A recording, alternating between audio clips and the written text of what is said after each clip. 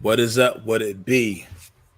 The Eagles already got one V. That's victory. We're trying to get two. Birds of a feathers rocking with you. Let's go.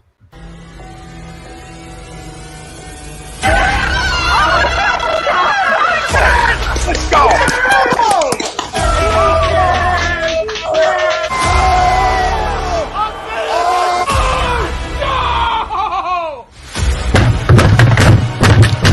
This ain't the rock night, or this game can he stink! Oh shit! It's gone!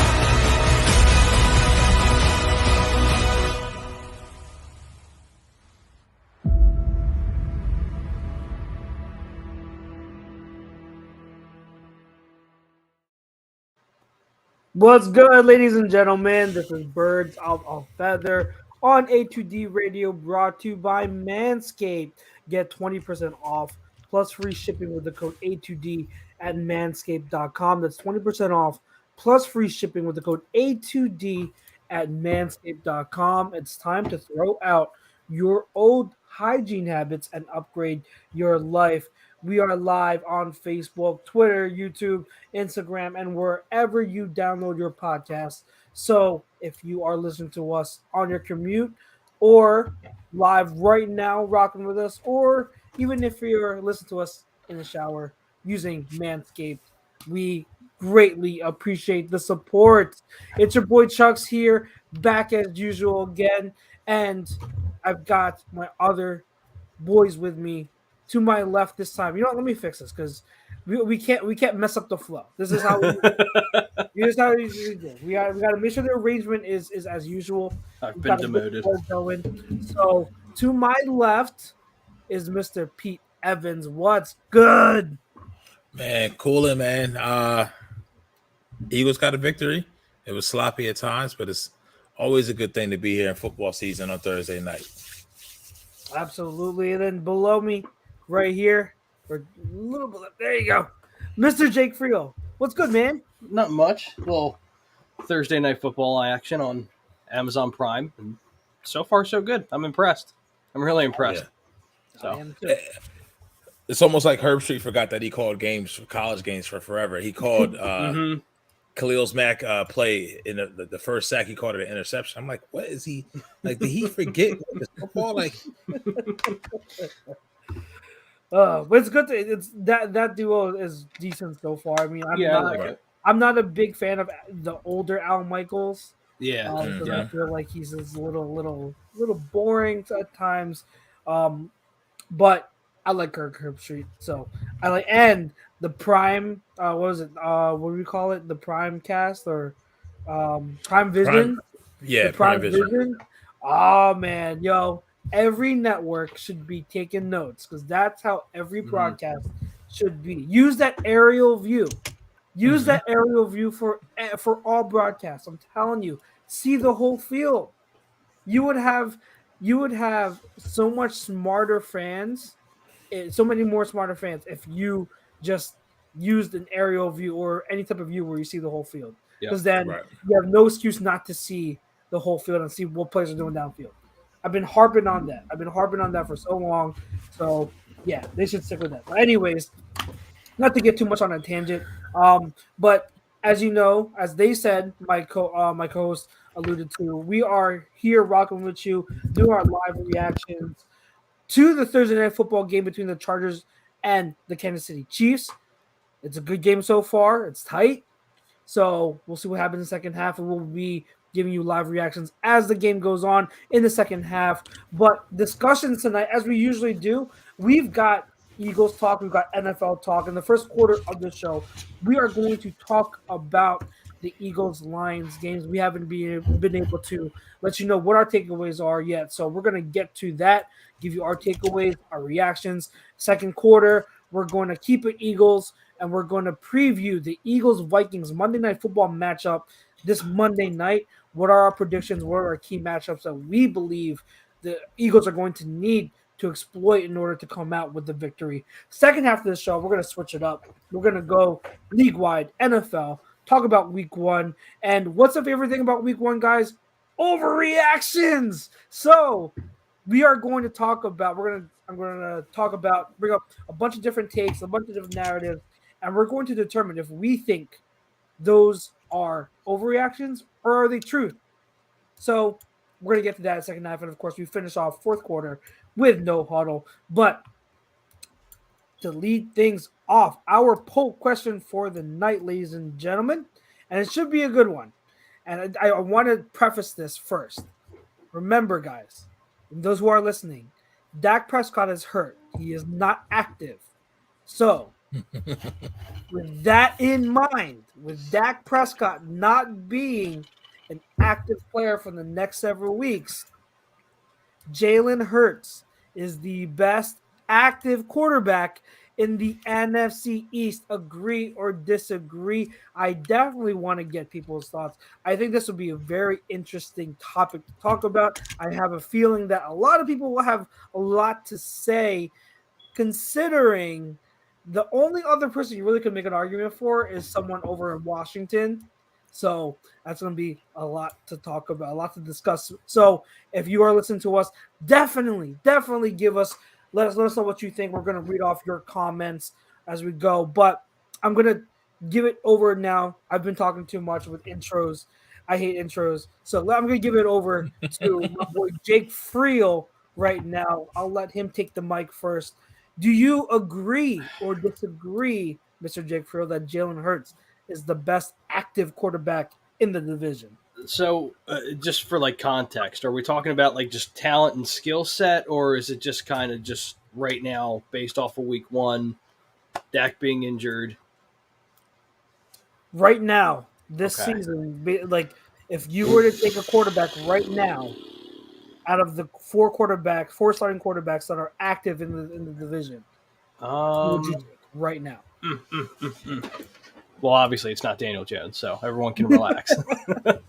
But right now, just based off of obviously last week and Hurts' performance on Sunday and Carson doing what Carson does, I'm gonna go Jalen Hurts. I'm gonna agree with the poll. I'm gonna hint a little bit into our breakdown of the game. It's just without Jalen's legs, we don't win that game. Plain and simple. We don't win that game. If we had Carson Wentz, he'd be holding on to the ball too long, he'd be taking sacks, and it'd be a mess, and we'd be burning the NovaCare complex down on Monday. So I'm gonna go Jalen Hurts right now. He looked good, and I'm gonna try and that's all I'm going to say as far as that goes, because I don't want to spoil the next part of it. But, yeah, I'm going to go Jalen Hurts right now is the best quarterback in the division currently.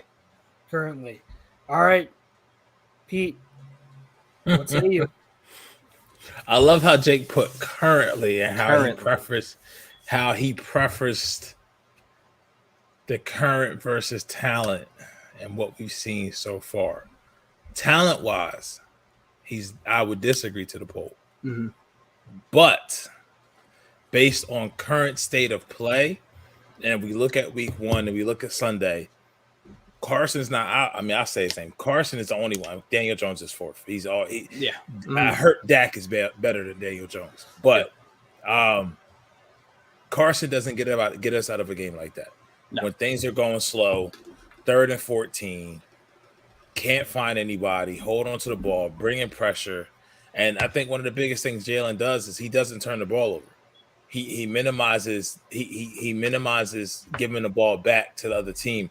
So every possession with us, it's like it's a maximize. Even when he throws balls away, and he may not throw them out of bounds, but he's throwing balls to places where it's a safe spot. So his ball placement, when we have wide receivers beat, when we have DBs beat, may not be the best. But when it comes to touchy throws, his ball placement is generally above average and where it can't be intercepted. So I would agree to the poll from that preface of, as of right now, of the healthy, active QBs, he is the best QB in the division. Let's get to some of the comments before I answer. So we got our old buddy over here, Mike Chromiak. Catch him on Wednesday nights. Hey, fellas, agree to the poll. He's on pace for 4,000 yards. He is. On pace, man. Yes, absolutely. One game he's on pace. SJM86 is what up, fam? Has the NFL announced if Amazon Prime or Apple TV will get the exclusive Thursday night games yet. I haven't heard anything. So, yeah. Chrome says he's going to the game Monday. Pretty pumped. Lucky Awesome. bitch. I think the last time Chrome was at an Eagles Vikings game in the link, Yep. some good things happened. So, Mhm. so you better not jinx it, Chrome. Michael Skelton says if the crappy Detroit Lions move the ball at will against us, just imagine what Minnesota's going to do. 37-24 Minnesota rolls. Oh, Mike. Mike. I saw you in the comments last night. No, well, we'll talk. Don't worry, we'll talk. JM86 says, don't do it, Chuck. So many people are going to disagree. Bestby says, good evening. Thank you for the disclaimer. I saw first take was split down the middle between Wentz and Hurts. Let's see. Brinkman says, oh, okay, he's replying to Michael.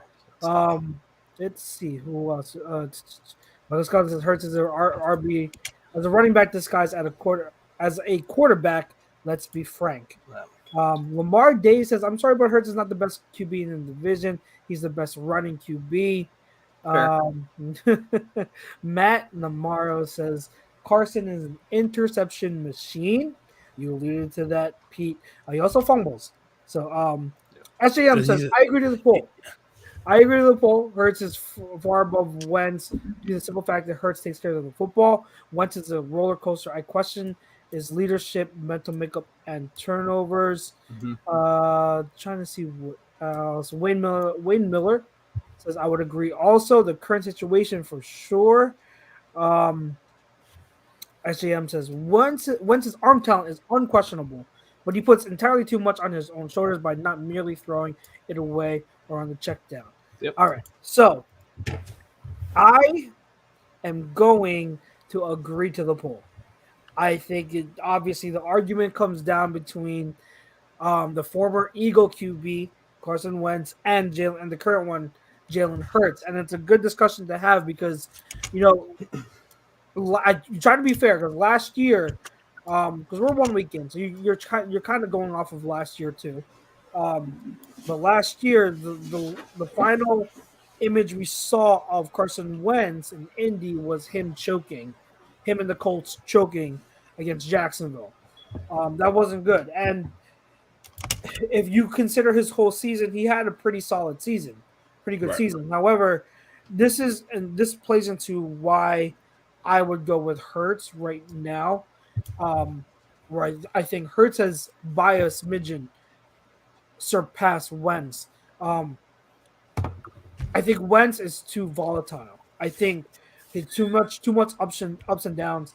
I think Wentz, when he's on, probably is the better QB. But the thing is, he's not always on, and I now question his mental toughness and where he is now in his career and being able to lead a team like that and get through adversity.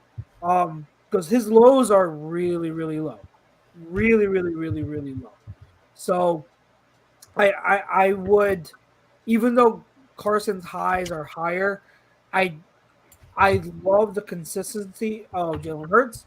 I think Jalen Hurts has been improving. Well, not think, it is a fact. Jalen Hurts has improved every single year since college. Every single year, he's gotten better and better and better. Jalen Hurts doesn't turn the ball over like you alluded to, Pete. I think Hurts also, at this point, I think it's a pretty cemented fact that he's a better leader. Like, guys buy into him. Whereas you see Wentz, there's a reason why he's on his third team. So I consider the intangibles too, and the fact that his third team in 3 years too. 3 years. Yep. Yeah. It's not like he was riding out on that second contract. Third team in 3 years. So there's a reason for that. So I'm going to say Jalen Hurts is the best active quarterback in the NFC East. Obviously, the way we worded it, if Dak Prescott didn't get hurt, obviously he is the best one in the NFC in the division. But with him out, I think Hurts now is his opportunity to seize his moment. Not just moment, but it's there. The division is there for the taking. Yep. So him and the rest of the team have to really take advantage of that opportunity. So I think we're unanimous here. When Nate gets on, I will ask him the question too. But I think we all agree. Now, to follow up with that, what do you guys make of his performance against the Detroit Lions? I know there's a lot of talk the past few days that he was there were still you don't want him running as much as he did. Mhm. 17 we talked about times. that 17 times, too much running, and people wanting him to still be able to go through progressions, throw downfield, and not run as much. So, what are your takeaways, guys, over when it comes to that and his overall performance? And if you want to get into also the performance of the rest of the offense too, I mean AJ Brown, the running game, you can get into it now. So, what are your takeaways on the offensive side of the ball, starting with Jalen Hurts? I think that the legs did play a part in it. I mean, without his legs, we don't win. Yep. I mean, for whatever you want to call it, the defense had a rough first drive. They kind of settled in a little bit, and then after that, from there, they kind of just got gas, and it's just kind of the same old thing where we see in the NBA teams make runs, and just became way too close. But they pulled out the W. But without Hurts' performance and his legs, we don't win that game. With that being said, there were times because Aaron Glenn brought the house every time. Yeah, It felt like Yep. every other play was a blitz. So constant pressure, and it got to him a little bit to where you want him to hang in there just a tad longer, maybe step up in the pocket or not leave the pocket before the rush actually gets there, because there were some cleaner pockets to where he still evaded and bailed out a little bit. But with that being said, that's the same thing as this kid has been running with his legs ever since he's been playing the QB position. It's hard to untrain someone not to do that, especially when the pressure's right at your face. I mean, even though it's almost like if you have a bulletproof vest on, right, and somebody's shooting at you, or you're about to take a shot, are you still not going to flinch? Like, you're going to flinch, even though you got that. You know what I mean? So it's hard to knock him from that. But I mean, listen, I remember after the first quarter, I was like, this fucking kid can't throw in the middle of the field. What do we see? What do we see? Slants. I'm like, wow, my eyes. So to see that progression, to see the deep ball that we had to AJ Brown, which he throws one of the best deep balls in the league. I don't give a shit what nobody says. And the decision making to be able to hold on to the ball and not waste those possessions, like you said, I think you hit the nail on the head when it comes to Carson Wentz, how volatile he is. It was just a walking turnover. You see what I'm saying? He's a walking turnover. Carson Wentz is James Harden in Houston or here. Like, you don't know if you're gonna get 30, if you're gonna get 10. You know what I mean? So it is what it is. But with that being said, I like what I saw overall from the offense, and I said that Detroit's not going to be a fucking sleeper. I have Detroit to win this week. I think this week they'll be 1-1. I think they beat the Giants. You know what I mean? So from what I've seen, I mean, they got a pretty good run defense. Miles had a good day. We'll see what Saquon could do. But overall, just from what I saw, just from the offense, AJ Brown, obviously 10 catches, 155 yards. I think he had 8 at 128 at halftime. I would like to see Devontae Smith feature more, but listen, Jeff Okudah was a first-round pick in 2019. He banged up. He's healthy now. I wouldn't say he locked Devontae down, but he made it difficult for Devontae. So, and passes didn't go his way. One pass went his way. Malata got called for a holding, so it came back. He drew the one. I think was it a DPI he drew on the far side of the field? Yeah. When they were going left to right. So, want to see him get more involved. I mean, I don't think Quez had a catch. Goddard had a couple. Stahl had a couple. I know Pascal had one. So would you like to see the ball get spread around more? Yes. I think it's going to be a different style of defense that we see Monday, where it's not going to be up front. I think it's going to give time and have Jalen make some difficult decisions with some zone schemes. So, but overall from the offense, the first game of the season went how I thought it would. I thought there would be some good moments, some bad moments, but they still didn't play a solid 60 minutes of football, nor do I expect the team to do that. I don't want them to shoot their load this early in the season. No. The way you can play your B game like that, or you can play your C game like that, or have some errors, have some mistakes, and still come away with a win, I mean, truth be told, Andy Reid used to say all the time, it's hard to win in the NFL. It's fucking hard. So anytime you can get a W, by all means. By all means. Yeah, absolutely. And just to remind everyone, this quarter is brought to you by FanUp. It's the best way to join fantasy sports, daily NFL contests, and more. Win great prizes. Sign up today. Use promo code ATD for 5,000 bonus points. I want to get to this comment here because if I can find it again. Tashawn Bungie says, so you guys prefer the guy in the playoff game. The defense said he can't read defenses. Nah, LOL. Well, not being able to read defenses, better for worse, it's still better than not being able to be on the field. Right. Which Carson has not been able to be on the field for playoff games. So, but hold on, before you continue, what do you mean he can't read defenses? That's one fucking dude's opinion. Right. Like, let's not jump off a fucking bridge and say, oh, Todd Bowles or everything he's fucking talking about. Mm-hmm. Did you not see Peyton Manning in the fucking playoffs choke 6 years in a row? You see what I'm saying? And this dude is one of the most intellectual, gifted quarterbacks of all time. It fucking happens. Yeah. It's not like. And how many years has Wentz been in the playoffs? I mean, Wentz been in the league, and how many years has Hurts been in the league? Yeah. Wentz can read the defense and still throw for more picks than fucking Jalen Hurts, and he knows what the defense is doing. I want Mr. Nate Money. What's good? I want him to answer the Sorry, poll. fellas, man. I was a little late. Little traffic coming back, man. But I'm ready to fucking go. What we talking about? Let's go. The poll question that we got tonight, Jalen Hurts. Remember, this is because Dak Prescott's hurt. So with him being hurt, Jalen Hurts is the best active quarterback in the NFC East. Agree or disagree? Nate Money. Good question. And it's funny. I am a Carson Wentz fan.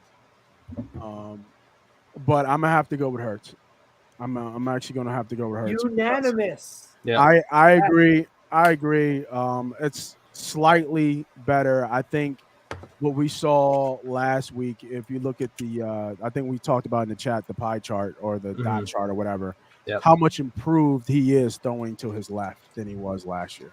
Yep. So I think that shows the improvement, the work that he's put in.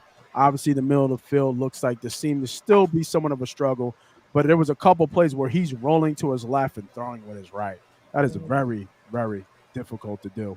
So I think that I'm trying my best to keep my blood pressure down right now. What'd you say? I'll try. It's these two dudes in the chat, Michael Skelton and Tashawn Bungie. They're going off. They're saying we got green glasses on because Jalen Hurts can't read defenses. I'm like, Carson can read defenses and still turns the ball over more than Jalen Hurts. I mean, I think Wentz is still ascending. Mm-hmm. Right? Yes. We saw Wentz's peak already. Right, he was in Eagles green. Is that Asante Jr. with a pick? Oh, man, I mean, Asante. What's the score of the game? Ooh, 17-7. Chargers. Who scored the second time for the Chargers? Mike Williams. Williams. Man's going off. Yeah, man's going off because he disappeared last week. He's going off. But yeah, no, like I said, I think Wentz was. I think Wentz is climbing his way back to that upper echelon where he put himself in, and he fell off. You can't say he didn't fall off. And Wentz didn't look sharp with us a couple of times. I know we didn't have shit, but and then in Indy, what was that? Right? Yeah. He had the perfect team around him in Indiana, and he flopped. So I think he's still trying to find his way back, and I think Hurts is still ascending. And as long as Hurts' arrow still going up, he catches Wentz and beats Wentz right now. But right now, you gotta go with Hurts as the better of the two quarterbacks right now. Yep. Mm-hmm. And I think what I was alluding to before is because we're talking about our takeaways from the Lions game on the offensive side of the ball. I know that a talking point was, hey, there were still plays where Wentz, where Hurts was bailing on a clean pocket. And that was, a lot of people online debating whether or not that was true. Some people thought it was not correct, and that you have to consider the fact that he was under consistent pressure and had to use his legs so often. What I see and what after watching the film on Tuesday night, they're both true. For one, I counted just in the first half alone. I counted 3 different plays where he bailed a clean pocket. But at the same time, there were several plays where he was under duress where he had to use his legs. Yeah. And if Jalen Hurts doesn't run the way he did, we don't win that game. Without Hurts' running ability, we do not win that game. So, it's in my opinion, both are absolutely true. And you can point out the fact that he did bail clean pockets a few times, but not think it's anything to worry about right now. Like, to me, it's something to take note of. It's like, okay, like these things you can maybe work on, but we'll work on it. It's week 1. We have a lot of things to improve on, and that's just one of them. But hey, you walk away from Detroit with a win, and right now, a win is a win, and you fix things as the season goes along. So I'm not worried about it right now, but to me that doesn't make anyone if you're going to bring it up, it doesn't make you a hater automatically. It just means, hey, I'm sure there are a bunch of things that a lot of players on this team would like to improve on. And for Hurts, I'm sure that's one of them. Now, one of the other things that to piggyback off of that is when he's bailing those clean pockets, no one's open. And I think a good discussion is, all right, if no one is open at that time and he bails the pocket to run, would you rather him run or would you rather him keep his eyes up and see if one of his receivers uncovers? That's a good discussion to have. I think that's a discussion I'm willing to have and be open to, because honestly, talking to different scouts and coaches, people have differing opinions on that. There are coaches that would, if they see Jalen Hurts as a running threat as he is, they prefer him to run. But other coaches, they prefer him to keep his eyes up and wait for one of his receivers to uncover and run only when needed to. So I think it's a good discussion. I know what my preference would be, but I think it's a good discussion to be open to. Thoughts on that, and anything else on the offensive side of the ball? It's just, and piggybacking off of what you said, Chucks, and what Pete said, there are certain things you have to look at too, right? Now, mind you, I couldn't find Wayne's comment, but he made a good point to where it was really like 14 rushes because they count the 2 kneel downs as rushes, which I don't know why, which is ridiculous. Yep. But again, like we said earlier, and we don't win that game unless Jalen uses his legs. Now, mind you, like Chuck said, and I looked at the tape too, there were certain instances where he left a clean pocket early, and that's going to happen.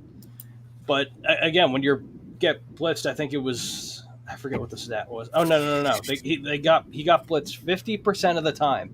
They sent the house 50% of the time on Sunday. So if he doesn't run, then we lose that game. But at the same time, there were also some throws that he made that showed some growth, and I'm like, okay, he's improved here, he's improved there.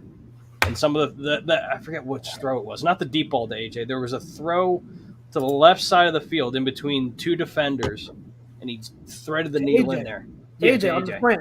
Yeah. On the plant. It was a phenomenal throw. But now, again, are there things that he can still improve on? Absolutely. Right. And that's what this year is for. Now, mind you, he also has to prove he's the guy this year. So there's also that balance to it. So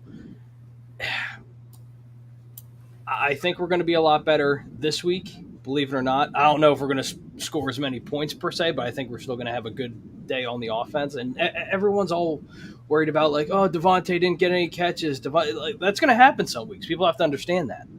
Like, either AJ's going to be the hot guy one week, Devontae's going to be the hot guy one week. Maybe it might be a combination of Dallas and AJ or Dallas and Devontae. It's just the flavor of the week. It depends. And now with the performance that AJ put up on Sunday, the Vikings are going to key in on him. So it opens up opportunities for Dallas, Quez, Zach Pascal. The list goes on. So all that I really look for this year is that we see constant improvement from Jalen Hurts. And so far, coming off of week 1, we've seen that. Yeah. And I will say Minnesota doesn't have the same pass rush ability that the Lions have. People are sleeping on the Lions. Real quick, I just want to hit it. Like, so I saw Tashawn Bungie say Carson Wentz had 4 touchdown passes. Jalen Hurts did not. Listen, if you can fucking run the ball, you had 4 different running backs score, and Jalen Hurts scored a touchdown. Not even going to touch that. Travis Etienne, I'm just want to shoot this shit down real quick. If Travis Etienne can catch a fucking pass, the Redskins fucking lose that game. Commanders, he dropped 2 touchdown passes from Trevor Lawrence, not one but 2. Did he really? So, yes. Oh wow, I didn't know that. The Jags gave the game to the Commanders. So, but nevertheless, see Michael Scott saying when it is the last time a running back won the Super Bowl. All I'm saying is, Mike, if you want to put your eggs in the basket of Carson Wentz for somebody that we seen that game that we saw Sunday and him fucking crumble and not have a chance to be able to win a game like that when you have that, that's what I'm talking about. But, touchdown Chiefs. That's fine. But like Nate said when he first came on, Nate said it so well. Like just in one game, you see him throwing to the left of the field where he wasn't doing that last year. Yep. You see what I'm saying? Where he wasn't. So in one game, and I mean, let's go back to the poll question. When have you ever seen Carson improve at anything? That's the point. Exactly. What's funny is this comment here cracks me up. He says Carson's peak is MVP. Since when? 2017. He hasn't had that 5 years ago in so long. You're dreaming, and like we all wanted it out of Wentz. It ain't happened. He's not that guy anymore. He's just not. He is not that guy anymore. Okay, so get that out of your system. All right, he's not that guy anymore. He's a middle of the road QB in this league. Middle of the road. I hate Jalen Hurts' legs. I bet you do. I bet you. But I'm telling you right now, Detroit is an easy team to root for outside of Dan Campbell just being too hoorah. Yeah. Deuce Staley, Aaron Glenn. That like the way Aaron Glenn called defense is the way Jonathan Gannon should call defense, but is more aggressive. Like Aaron Glenn's style of defensive play calling would be loved here in the city because I forget who he learned from. He was in didn't he learn under what's the dude from Greg Williams, wasn't it? Is it Greg Williams? Greg Williams? Okay. Yeah, I think you're right. Greg Williams system. And that's an attacking system. Mm-hmm. He attacks. Hey, is my picture frozen? Move. Put your hand up or something. I just did. Oh yeah, frozen. Yeah, I frozen? Okay. Yeah. But you guys can hear me fine though, right? Yeah. All right, as long as you can hear me fine, I don't give a shit. Oh, shit. Oh God. I want to anything else on offense because the running backs played well. Miles played well. We had obviously AJ Brown. I'm not AJ Brown going off in his first game as an Eagle is the least surprising thing. This week. We knew they had to establish that connection and say, hey guys, this is legit. Yep. Like AJ Brown, Jalen Hurts is a legit connection. You're going to have to defend it all year or you're going to pay. So that was priority number 1 on offense. They had to establish that. So the fact that they did, it's not surprising whatsoever. AJ Brown is so damn good. He's just so damn good. And it's good to have someone who is so damn good. So that's offense side of the ball. Anyone else have anything they want to touch on that side before we switch over to the defense? Which we should have a lot to talk about on the defense side of the ball. Good? All right. Switching to the defense. You touched on the running game. Someone touched about the running game and being able to run on us. So that is the hot topic of the conversation. The Eagles defense and giving up a bunch of runs, and letting the Lions come back in that game, almost giving up that lead. What are your takeaways? All right, let's just address this. Let's get the elephant out of this. Just the elephant in the room. Jordan Davis, should he have played more snaps? And do you think he will play more snaps on Monday night? No. I think yes, and I hope so. No. So Jake, you say yes and you hope so. Nate, you say no and no? No. He's a rookie. He's a rookie. Yeah. It's only one game. and you're not going to start him over Hargraves or Cox. You're just not. He's not better than him. He's got a lot to learn, and I think there's a concern about his cardio. Mm-hmm. You know what I mean? That very well could be a solid point. I think they're going to have him on a snap count because he's got to get his cardio right to be able to play. Because I mean, it's just easy to defend. If he comes in and he only comes on run plays, what do you think the offensive coordinator is going to do? Right, they're going to pass. Like they're going to pass and they're going to hurry up. So, good thing you mentioned that. Okay, so look at. So I didn't realize this until it was pointed out to me the other day. Look at most of the big runs the Lions had. They have for long gainers. What is the down and distance on all of those big runs? Or almost all of them. There were early downs where they were, or not just early downs, but they were long distance. Yeah, right. Yeah. Second and long 8. Distance. Second and 10, third and 15. So as a defense, if you are in those types of down and distances, what is your natural package you're going to put on the field? Say your pass rush package. You're going to pay a passing defense, right? So of course, Jordan Davis isn't going to be on the field for that if they see him as just right now, week 1, if they see him as an early down guy, as a run something like that. So I think after I realized that and after I looked at it more, because initially I was like, yeah, he's got to play more snaps. He's too good not to. But then this is why it's good to, 1, watch the film, and 2, really look at the context of everything that happened during the game and not just have knee-jerk reactions. But when you realize that, there's a lot more to it than just, hey, he wasn't on the field enough. So I think right now, everything Nate said is valid and it could be true. I mean, to me, I don't know. I know there were concerns about his fatigue and stamina coming out of the draft. Mm-hmm. To me, like I have a hard time putting as much stock into that because he played in training camp. He played in preseason. So I don't know if I want to buy fully into the stamina thing, but maybe it's more so him getting used to the speed of the NFL and how different it is from college. Mm-hmm. So I don't know. But what I do know is that what I do buy more into is that he's still a rookie. He's still learning. And right now you want him in there on plays where he does well on, and then ease him into the passing down role. So that's fine for now. I think eventually you have to get him in there more.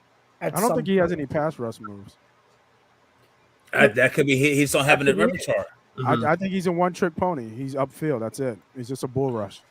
Because you have to think to elaborate what Nate is saying is like he's 6'6", 6'7". He's been bigger than everybody else at every fucking level, and they probably haven't had the same technique as him. So the bull rush has always worked. You know what I mean? The bull rush has always worked. So now you have to build on that skill set. You know what I mean? So to really, but I know we were talking about something in our chat on the WhatsApp where maybe his task or his duties is just to sit there and hold him up. We talked about that before, but at some point we're sitting here thinking that we're going to get somebody that can obviously stop the run, but also get penetration. Maybe that's just going to have to come in due time. I know SJM86 said, and one of the things I definitely think played a part into the Lions' success in running the ball is the fact that Deuce knows us. Mm-hmm. Deuce knows us. He and not so much knows us, but the defense, he knows those players. He knows their tendencies. Right. So he knows where those weak spots are at. He knows what I don't know about that. Not so what the call, but who's also on this team that he knows? Fletcher, Brandon Graham, he was here when Javon Hargrave was here. He was here I think he was here when TJ Edwards was here. 2 or 3 guys at 11. Yeah. But I'm just talking about the D line. I'm not talking about second level. I'm talking about D line because that's essentially where, and let's not get it twisted. People, if he can stay healthy, DeAndre Swift is a top 10 running back in this fucking league. Yep. All day, every day. Oh, yeah. You know what I mean? So especially with Deuce coaching him. I mean, Deuce exactly. Deuce gets the most out of his running backs. All right, and Don, if you could chime in, if you were at the game, I have never seen Ford Field like that. Right. Ever. But it was hype for that game. That was loud. It was loud. So that was a completely different environment, and for a lot of our guys, I mean, second, third, fourth year guys, maybe I know they played at Tampa Bay in the playoffs, but it's just a little different. They got caught off guard, and like we talk about, Gannon has to figure out his rotations. He has to do something. He has to do something better. Minnesota Monday night is a different type of offense, a different type of run scheme. We will see. Once again, Michael Scott, man, this dude says Green Bay has the best secondary in the league. Do y'all agree with that? No, they don't. What? No, they do Green not. Bay has the best secondary in the NFL. No, they don't. What? He tried saying this on the show last night. No. You lost all credibility with that comment. What? They do not have the best secondary. Okay, that's not even close. I really like their secondary, but the best secondary in the NFL? No. I don't know, man. Buffalo might have something to say about that. I love Jair Alexander. Jair Alexander is one of my favorite corners in the league. So I love Jair, but if you're talking about the whole secondary, let's not. That's right. Let's see how Rasul does in the second year of the defense. Let's see. Yeah, Gannon needs. SJM says Gannon needs to scheme more aggressive, especially with shallow DE depth now. All right, like when you say aggressive, like when people say aggressive, what do you guys mean? They want to see Aaron Glenn shit. That's what they want to see. Yeah, they want to see blitzes 24/7. Like, but blitzes. Because when people say aggressive, it could mean different things. It could mean blitz more. It could mean you want your corners to press more. Like, be clear on what you say by more aggressive. Like, right. I think that here's the thing. I think Gannon was doing a good job with calling blitzes in that second quarter. Okay, so I think he was doing a good job, but I think the Lions adjusted, and they were getting the ball out quick. So if they're going to get the ball out quick, why would he blitz more and not just have more people in coverage? Now, the coverage schemes and zones, that's all right. That's up for the debate, but I think it's more. It goes more than Pete. This is what I talked about last year. Every fan's answer to a struggling defense is blitz more. That's all they think of. It's just blitz. Oh, defense is struggling. You got to blitz more. Defense isn't doing this right. You got to blitz more. That's their only answer. But blitzing is not when you have good quarterbacks, they beat the blitz. And I know Goff isn't that. I'm just saying for future reference. When you play good quarterbacks, blitzing isn't always the answer. That's actually the opposite of the answer. So let's tone down a little bit on the blitzing thing and thinking that's the cure-all for this defense. There's a lot of other things that are going to hinder this defense, and Jonathan Gannon is one of them. It is. He didn't do himself any favors by having Sweat and Reddick drop in the coverage. But my thing is this: at some point, when the fucking guy's got to make a play. Yeah, you know what I mean? A man has to be the man. And once again, I don't think people realize like Detroit's offensive line, and this isn't just me blowing on Detroit's offensive line. It's a top 10 offensive line in football. Like they invested heavily in the offensive line. Yes. You should that's what I was saying. That when they get a quarterback, if they had a Justin Fields or somebody like that, somebody that can make plays off schedule, like Jared Goff can't, like it's a fucking statue back there, they'll be all right. I don't know what the Lions win total is this year, but if it's still like 4 or 5, I may go lay some money on that. Nate will tell me if that's a good bet or not. But I may do that. It's a shitty bet.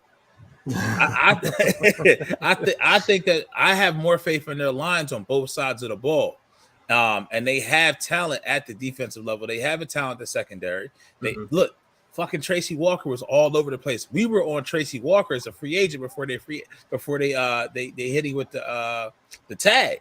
Yeah. When they hit him with the tag, I was like, I was hoping that he was going to become available because I know that was the Eagles' target for safety, and he was all over the field. So when Jamison Williams comes back, they'll be all right. DeAndre Swift is there, they'll be all right. Jamal Williams as well.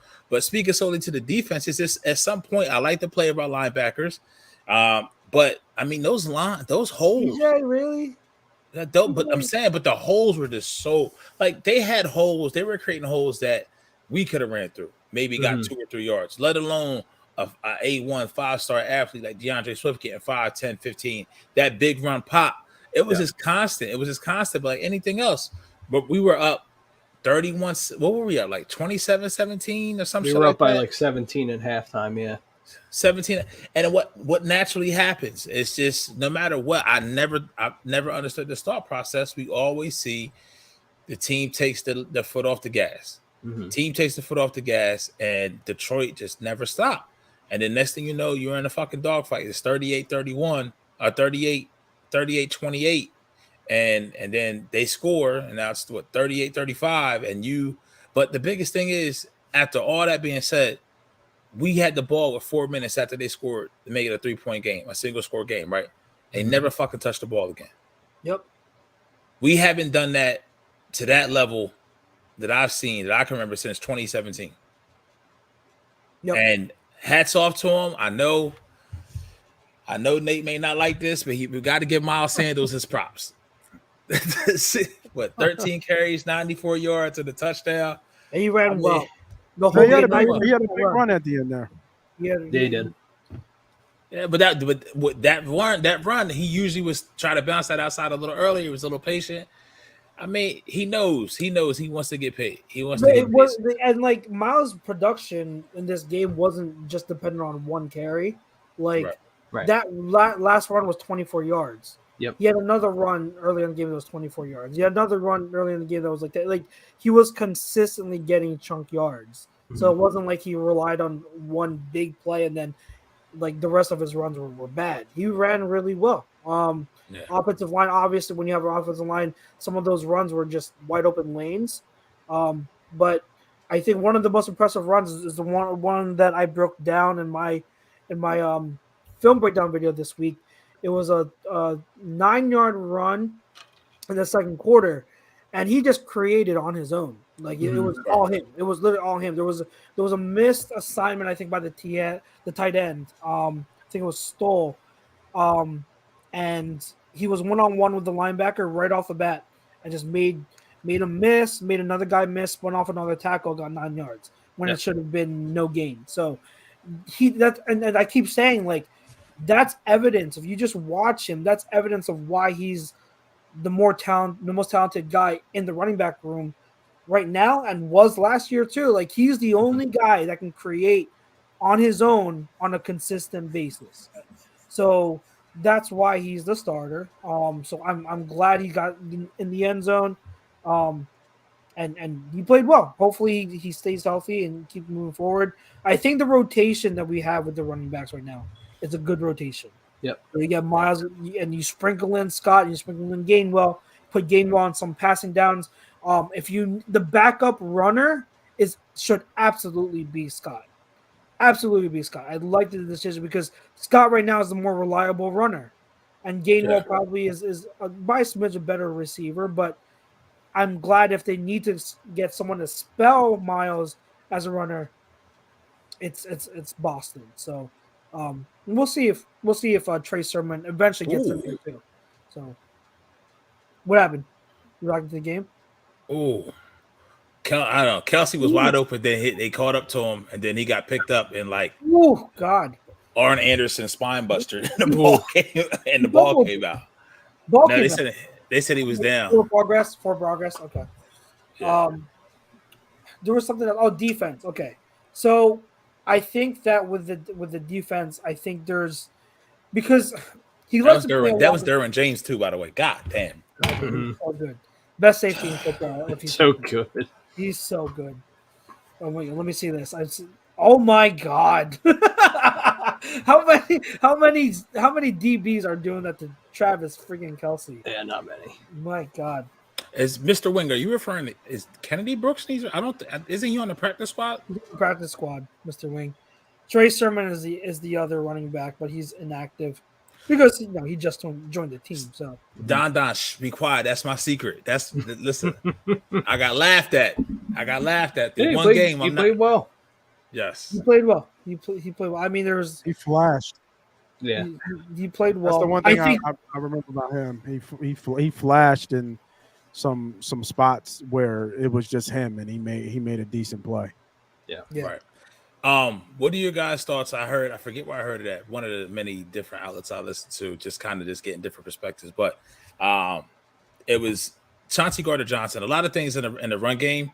We were talking about Chauncey Gardner-Johnson as well, but this was his first game back at true safety, at strong safety. So him getting acclimated to that, to a new system, got traded here late in it. I mean, it was late in the offseason. It was fucking training camp. You know what I mean? So I think that'll come, but I really can't. Outside of the D line, my back seven, TJ has some moments. I will give you that, Chucks. But listen, I'm not worried about my secondary. Athletic limitations, man. I'm Hold on.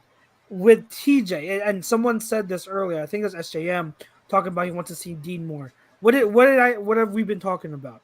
You're only going to see Dean if he starts over TJ Edwards. Yeah, I think that's and honestly, I wouldn't be surprised by season's end if that's the case. Yeah, I want to see Dean too, but you got to understand right now, his path to playing time is through TJ Edwards, and TJ Edwards right now is not going to give up his spot. But you see the athletic limitations that we're talking about. Like he's a smart downhill player. You respect him. But, when he's in coverage, it's awful. Yeah. It's awful when he's in coverage. And it's not because he doesn't try to get to the right spot. He's smart, but, you don't want him covering guys in space one-on-one. Right, and you think Minnesota Kevin O'Connell may do that. Like, he's definitely probably going to have different sets where he'll have like a 2x1, and then somebody's going to flash across him and then flash behind them. You know what I mean? And then if they flash across them, I mean, if you look at Minnesota, you got Justin Jefferson, J. Jet, Thielen, and then KJ Osborne, Jalen Reagor. If it's a 4 wide receiver set, and Kirk Cousins hit Jalen Reagor in stride, and he going across TJ Edwards, I mean, Jalen Reagor's going to win that. Oh yeah, every day of the week. I mean, but how many linebackers really in the league can stop that? You know what I mean? And San Francisco has 2 of them bitches. So Dre Greenlaw and what the fuck is that? His name is escaping me now. Fred Warner. Fred Warner, yeah. I'm sorry. Excuse me, Mr. Warner. Forgive me. Darius Leonard too in Indy. He's another one. Yeah, not a lot. I get what there's not a lot of Mike linebackers who have that range. So that's why I think if you have one, very, very, very valuable. Wayne Miller says, "Takeaways for me, hurts better. Run game very strong again. Defense created turnovers and scored points. Created a turnover and scored points. Special teams played well. All these things were issues last year. Stay positive." And I think that's overall. I think that's a key thing. I at least want to harp on is, hey, we walked out with a win. Week 1, you're going to have issues, and so at least we're not in week 11 and we're still having the same issues. Right. Week 1, we can address them and work on them. And so I'm still hopeful. And there are two other things I want to harp on before we get over to the second half. But I was going to make this point earlier when you talked about the players have to make plays. Another thing they have to do is make freaking tackles. Okay, that's horrible. Yeah. My pitcher's back. Yeah, back. After like an hour. Has a 30-second in tackle rate out of the league this week. 30 seconds. Let's give Nate props real quick. The Guinness World Record for the longest mannequin challenge. That was pretty bad, man, because I thought the cat jumped up and his butt went in the camera. I'm like, damn, they're going to see that for a long time. I had to kick him off. I'm like, damn, you're in the way, bro. Freeze frame that. Yeah, I mean, these players have to tackle. Yeah. A lot of these games, like that first long run by Swift, if what's his name, Bradbury tackles him, that's an 8-yard gain. Yeah. But he misses the tackle, and it's an explosive play. You've got to tackle. The tackling was horrendous. So there are a lot of things that Jonathan Gannon has to do better, much better at moving forward. I need to see better zone matches in his zone schemes. The zone match has to be, especially this week. You better call good zone match schemes. You better call cloud. You better we'll get into that when we preview the game. But man, John Gannon has a lot to work on. But let's not ignore everything else. Let's not ignore that the players actually needed to play better as well. They did. Like, where was the pass rush? You want to get pressure with 4, right? That's the key to success. Where was the pass rush? Where was it? Where was They it? don't have a pass rush. Pete and I rave about Josh Sweat and that he's a good milk cart. Disappeared. He was in coverage. He was in coverage. I guess he was in coverage. Son Reddick. Yeah, I've never been on the Sweat bandwagon. I've always kind of said that he's a good situational player and he's just a solid player. People think that he's trending up, but when you look at his numbers compared to I think we talked about it in the chat. Compared to Barnett, it's really not that much difference. Now, obviously, the draft pick changes the conversation, right? Because Barnett was a first-round pick. But he's not, he's not that much better than what Barnett is. And, I'm hoping he gets better. I hope he gets good. But I don't know. It's taken him a while for him to get here, and that's fine. Some people just don't, get it right away. So he's finally here. He's finally a starter. He got a little money, got a little paycheck, but now you got to go make it. And the way you make it is go get pressure and go get sacks. And I don't think he can do that consistently. I think if he has like 7 or 8 sacks, there's going to be a string of 2 or 3 games where he has like 2 or 3 sacks each, and then he'll disappear for the other 10. Right. And then but the numbers look like he had a lot of sacks in the, at the end.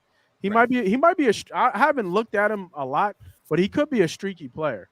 Streaky mean where he just gets on hot runs where he just gets after it, or he gets his sack when the game is almost over. You know what I mean?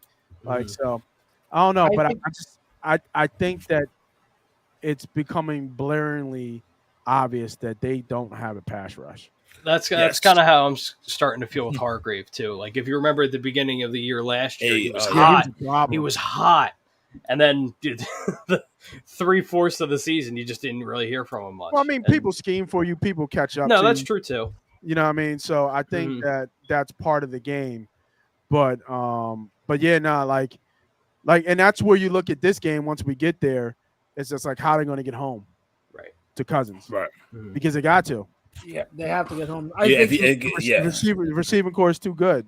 Yeah, too good to let him get time back there. Yeah, they have to. And that's very important because I think, and here's the thing. I think, one with Sweat. If you look at if you compare his production, because I mean you're talking about stats of a defensive lineman, but if you're comparing how he's been to Derek Barnett, obviously Derek Barnett, they're going to look similar because of the circumstance. Like when Joshua came out, Joshua was a 4th-round pick because he was raw. And because he had the knee concerns. So, he was raw, but the ceiling was always much higher than Derek Barnett's. So you're starting to see him progress. He's starting to add more to his repertoire from his pass rushing, from a pass rushing standpoint. And that's why they gave him that extension, that second contract, is because they see the upward trajectory of his career and they believe, hey, he's going to be even better. Pete and I have never said that he's going to be a superstar, but we always say he's going to be good. He's going to be a good player. Hassan Reddick, we all know. I'm not sure if he gets double-digit sacks, and that would make him a good player in my head. I think it's possible, but I'm not going to say it's. He can't be the alpha though. No. That's what you pay. That's what you pay Hassan. That's what I was going to. And I don't think the thing is with Reddick, I don't think he's an alpha either.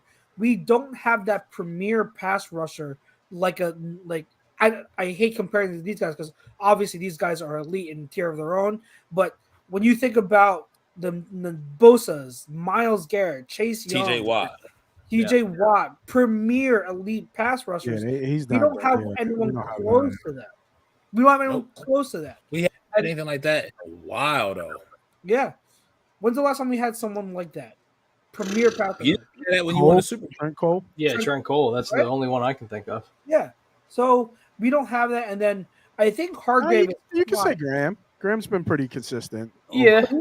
But I mean, like when you talk about those guys that he mentioned take over games. Yeah, Graham has always been solid all around. And Yeah, he's a really good all around defensive all around Yeah. guy. Yeah, Yeah, he's yeah. a really good all around defensive end. So, what worries me is that I think Hargrave is fine. I don't have too many qualms with Hargrave.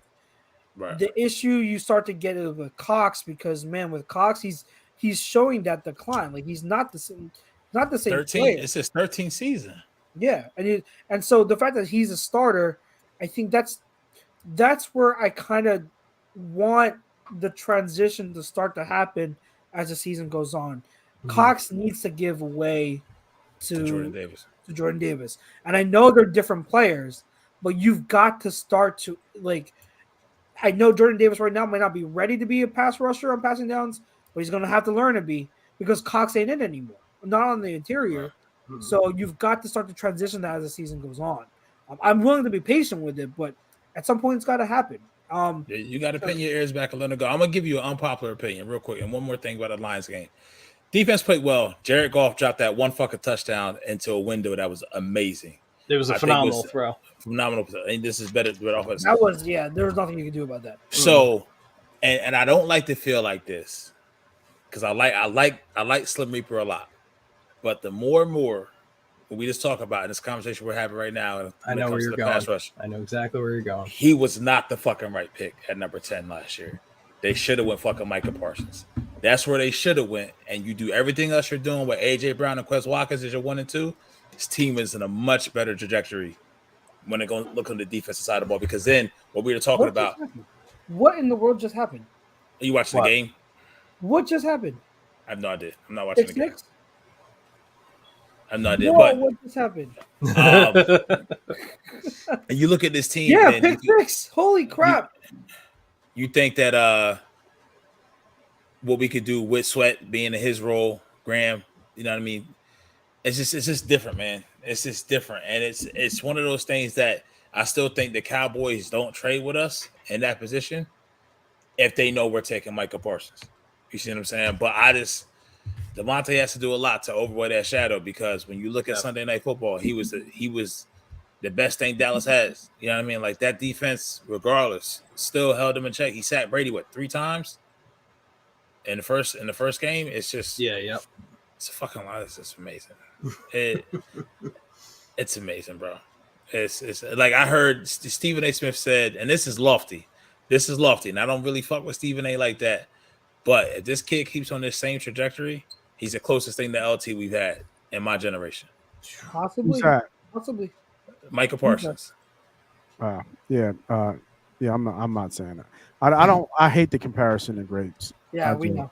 Oh yeah, that dude changed the game. I just do. Like I was talking to somebody who was talking about Sauce Gardner being like Dion. I'm like, what are you talking about? No. That's one. I'm like, there will never. You just can't say these guys' names in these same breaths. You know what I mean? Like and then we get so enamored after 1 year. I can't stand it. Just like relax. Just let them be great for a couple years before we start putting their names next to like Hall of Famers. Not just they got like their people own who way. Make the hall, but like we're talking about guys who only can sit at certain tables. Tables, right? You know what I mean? Barry like Sanders. LT's table only has certain guys sitting there. There's not a lot of people sitting at that table. Yep. So, that's all nice and good and fun, but I can't stand the comparisons like to the greats. And the only player really in the league right now that could sit at that table of tables, he's 99 playing for the Los Angeles Rams because for sure. Hell yeah. Anything else, guys, you want to talk about before we switch over to previewing the Monday Night Football game? In terms of the defense? Yeah, or anything else, Eagles, Lions related. I think the one thing with Gannon, we're still trying to figure out what the hell he's doing. I think he's guessing wrong. Yeah. I think he's guessing wrong on some of his packages, and that's just a feel of the game. So I think that's something we need to see improve over this Yeah. season. Mhm. Yeah. He's got to put his guys in the right position and just be as smart as you look. Right. 'Cause he looks like a football coach, right? He Mhm. looks exactly like what a football coach was, and he looks like a smart guy. And I think he is a smart guy, but he just does a lot of dumb shit. And I think I just think that he guesses wrong on some of these. So Yeah. I want to see him get a little bit better at that, and I do want to see him blitz a little bit more. I like some of the blitzing early on, but once they got the lead, he kind of took the gas off. Yep. You know what I mean? So Toasted. yeah, he coasted. I mean, what he had 88 yards in the third quarter, and then they were up by two, almost 2 scores. Mhm. Mm-hmm. So you took the gas off. Don't take the gas off. Put your foot on their throat and keep putting pressure. Yep. Pretty simple. I am not like I personally think it's pretty silly to already want say Gedden should be fired.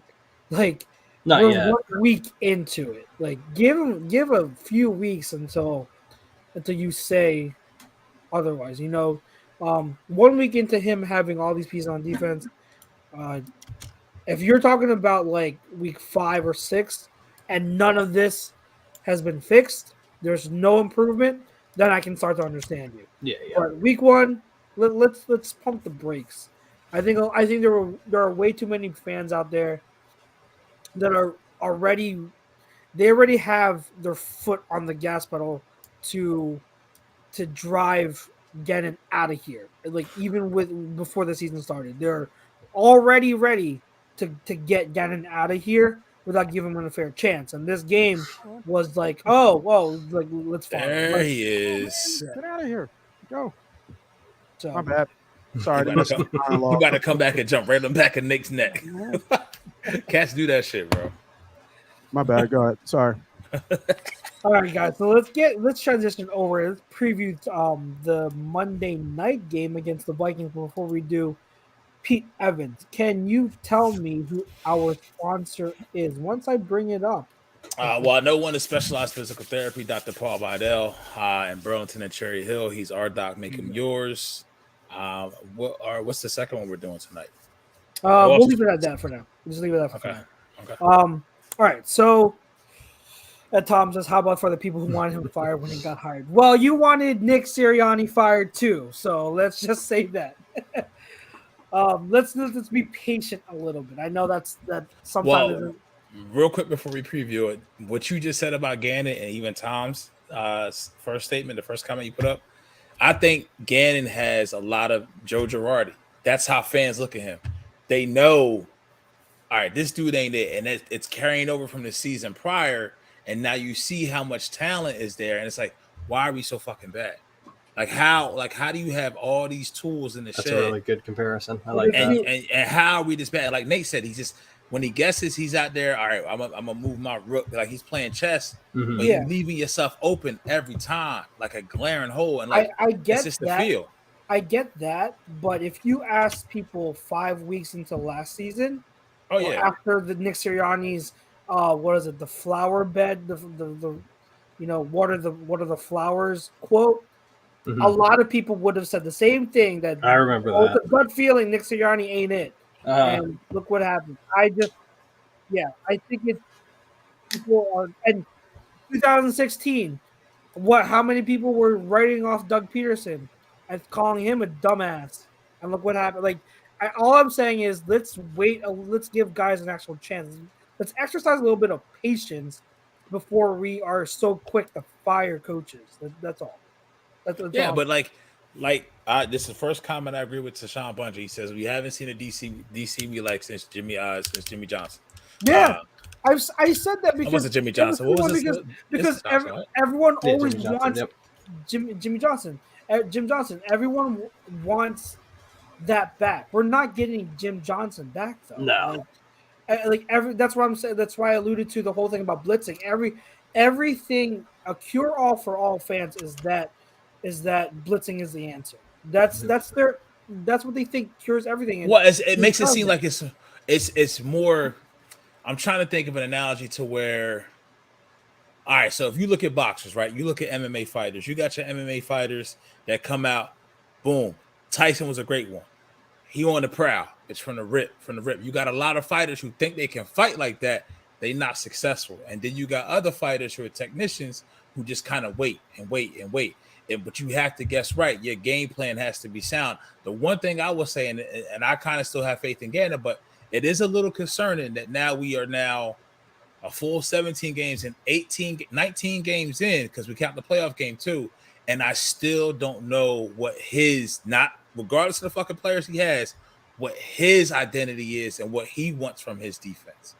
You see what I'm saying? So I like when 18 games in, and even me being somewhat of a supporter and just trying to give you more and more chances, when I don't know your identity, if you can't describe who you want to be, how you want your defense to be, the fuck, like, it's one thing to say you're gonna be a hybrid. You feel what I'm saying? Mm-hmm. But also know where your talent is at, and you've had these dudes in now since May. This is going on 4 months. You had these players, and how can you not? Yeah, that's the one. That's when I'm out, it'd be mainly for that, because it's like you have all this talent, and you never establish an identity of what type of defense you want to be. You know what I mean? and that's fair. I think that for me, I'm not counting last year at all, because he didn't have how are you going to figure out what you want to do on defense if you don't have the pieces? So I personally don't count last year at all when it comes to trying to evaluate him as a coordinator. Fair enough. I personally start now, and so right now he's not. Why don't you count last year? Because he didn't have pieces, and he had to adjust certain things. And he wants to play too high, but he didn't have the pieces, so he had to adjust and play more or cover 1 and cover 3 later in the year. But that's not what he wants to do. Did he play too high Sunday? I'm just trying to think, what pieces were they missing? Like, I know they added depth, but like outside of Reddick, what was the big add to this year? Linebackers, dropping linebackers, getting 2 safeties. Yeah, I guess Kaiser. You know what I mean? But the safeties are the same. No, it's Johnson, Gardner, Johnson. Having another year of, I guess, Marcus Epps having another year, getting James Bradbury as a legit CB2 instead of what was his name? Was the guy we had? Steven Nelson. As an upgrade. Oh yeah. Yeah, but I think they're Reddick. I think they're almost the same. Jordan Davis. Bradbury didn't have a good year last year. No, he did not. Yeah, but it was a different scheme. So this scheme is definitely fits more of what Bradbury wants to do in terms of coverages. So Giants put Bradbury in a lot of man that final year, and that's not what he does well. He's a zone corner. So that's I guess what I'm saying is, like, when I don't even know who the Baltimore's DC is now, but they went from Wink Martindale. Who was the one before them? But the DC before Martindale. I have his face. I forget his name. I'm not gonna get it either. I'm not gonna. But from that DC to Martindale to the DC they got now, it's different, but it's the same. What I'm saying is, set the tone. You can have shitty talent, but have an identity of what you want to do and show it. And I agree with Tom. He did coach a little scared last year, but I think this year so far through one game, and once again, I'm saying through one game, he has to figure this shit out. Yeah, because when I'm with you. Because you heard Nick Sirianni say, like, listen, I'm gonna have a talk with him, because Nick knows, like, bitch, it's talent over there. We should not be giving up. He said, 35 points. Like, listen, what the fuck is you doing? Like, you got more talent this year than you had last year. What are we doing? You need to figure it out. You know what I mean? So, I mean, I'm with you too. Like, I don't.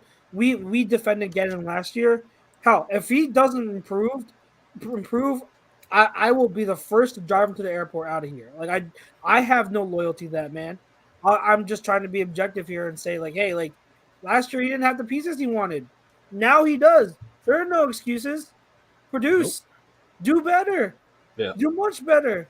Because, like, I've been trying to do more studying on this scheme, on the Fangio too high scheme, and what these coordinators look for. And there are things that Gannon is still miles away from doing that Fangio likes to do in this thing. And it starts with a nose tackle who can help on that 3-man front. So you're not using Jordan Davis, you're going to be behind the 8 ball the whole time. Mhm. And you don't have a middle linebacker that's like Fred Warner or the Darius Leonards. Well, You're going to be behind the wasn't 8 ball. Hargraves a Hargrave was Pro supposed to be Bowler it. nose tackle? Well, he's In not Pittsburgh? traditionally a nose tackle though. He's more of a penetrator, whereas Can I go get Vince Wilfork, please? But I mean, Like, he's a nose. I mean, but that's where we grabbed him from Pittsburgh. He was a nose tackle. He was a Yeah, He but was a they- nose tackle. They played 3-4 though. but they played him. Even Pittsburgh would tell you they played him out of what Oh. they would. He would. Let me go hit up up. Tomlin real quick and find out. I'll find out real quick. Like I have no idea. I just thought that he was a nose tackle. He played nose there, but the reason why he wanted to test free agency was because that's out of position for him. He doesn't. Right. He's not traditionally a nose. He wants to be more of a Sure, look penetrating like a pass motherfucking rush. nose. So, yeah. All right. So Listen, but that's exactly to Nate's point, and we'll echo it as we transition to the preview. Is why you need a premier pass rusher, because if you have a premier pass rush, that hides a lot of this shit, like to where Gannon can get away with certain things. Like this, let's be honest. Week 1, Jalen Hurts may not have been the right play call by Shane Steichen, but guess what? Them fucking legs he got him out of a jam. Yeah. We don't have that on defense right now. Especially when it comes to the D line. And I'm not to say Jordan Davis may not be the answer, because, like you said, the transition from Fletcher Cox to him, he's just probably not fucking ready. He's just not ready. So hopefully the scales flip at some point this season, and then he's ready. Then Fletcher can kind of play spot, and he can get spot, like he can become a closer. And when he gets his plays are in there, he can give 150%, because now he's just like, fuck it, I'm only playing 25, 30 snaps a game, not playing 45, 50 snaps a game. But, So this Monday night, let's start with Eagles offense versus Minnesota defense. What matchups are you looking for? What do you anticipate when the Eagles have the ball? oh, please.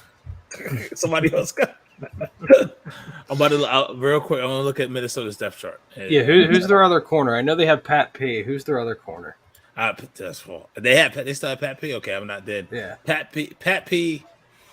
Because AJ will be. I think he matches up with AJ better, because AJ's not. He's quick, but AJ being a bigger body receiver and Pat P being a bigger body corner, he can kind of just keep his body on it. You know what I mean? If they have Patrick Peterson man on AJ Brown, I'm throwing to AJ Brown all day, all day. Pat P ain't in anymore. not anymore. No. In order for them to stop AJ Brown, they're going to have to bracket him. They're going to have to bracket him and cloud coverage over him all day long. None of their corners are going to be able to match up against him. None. So if they want to do that, by all means, but I'm throwing at AJ all day. To me, the way this is going to differ, Minnesota Justin Herbert's down. Oh boy. With the ribs. It looks like he took a shot to the ribs. There we go. Shot to the ribs. And all right. That's the boy. That's Bolton. Yep. Hey, Nick Bolton.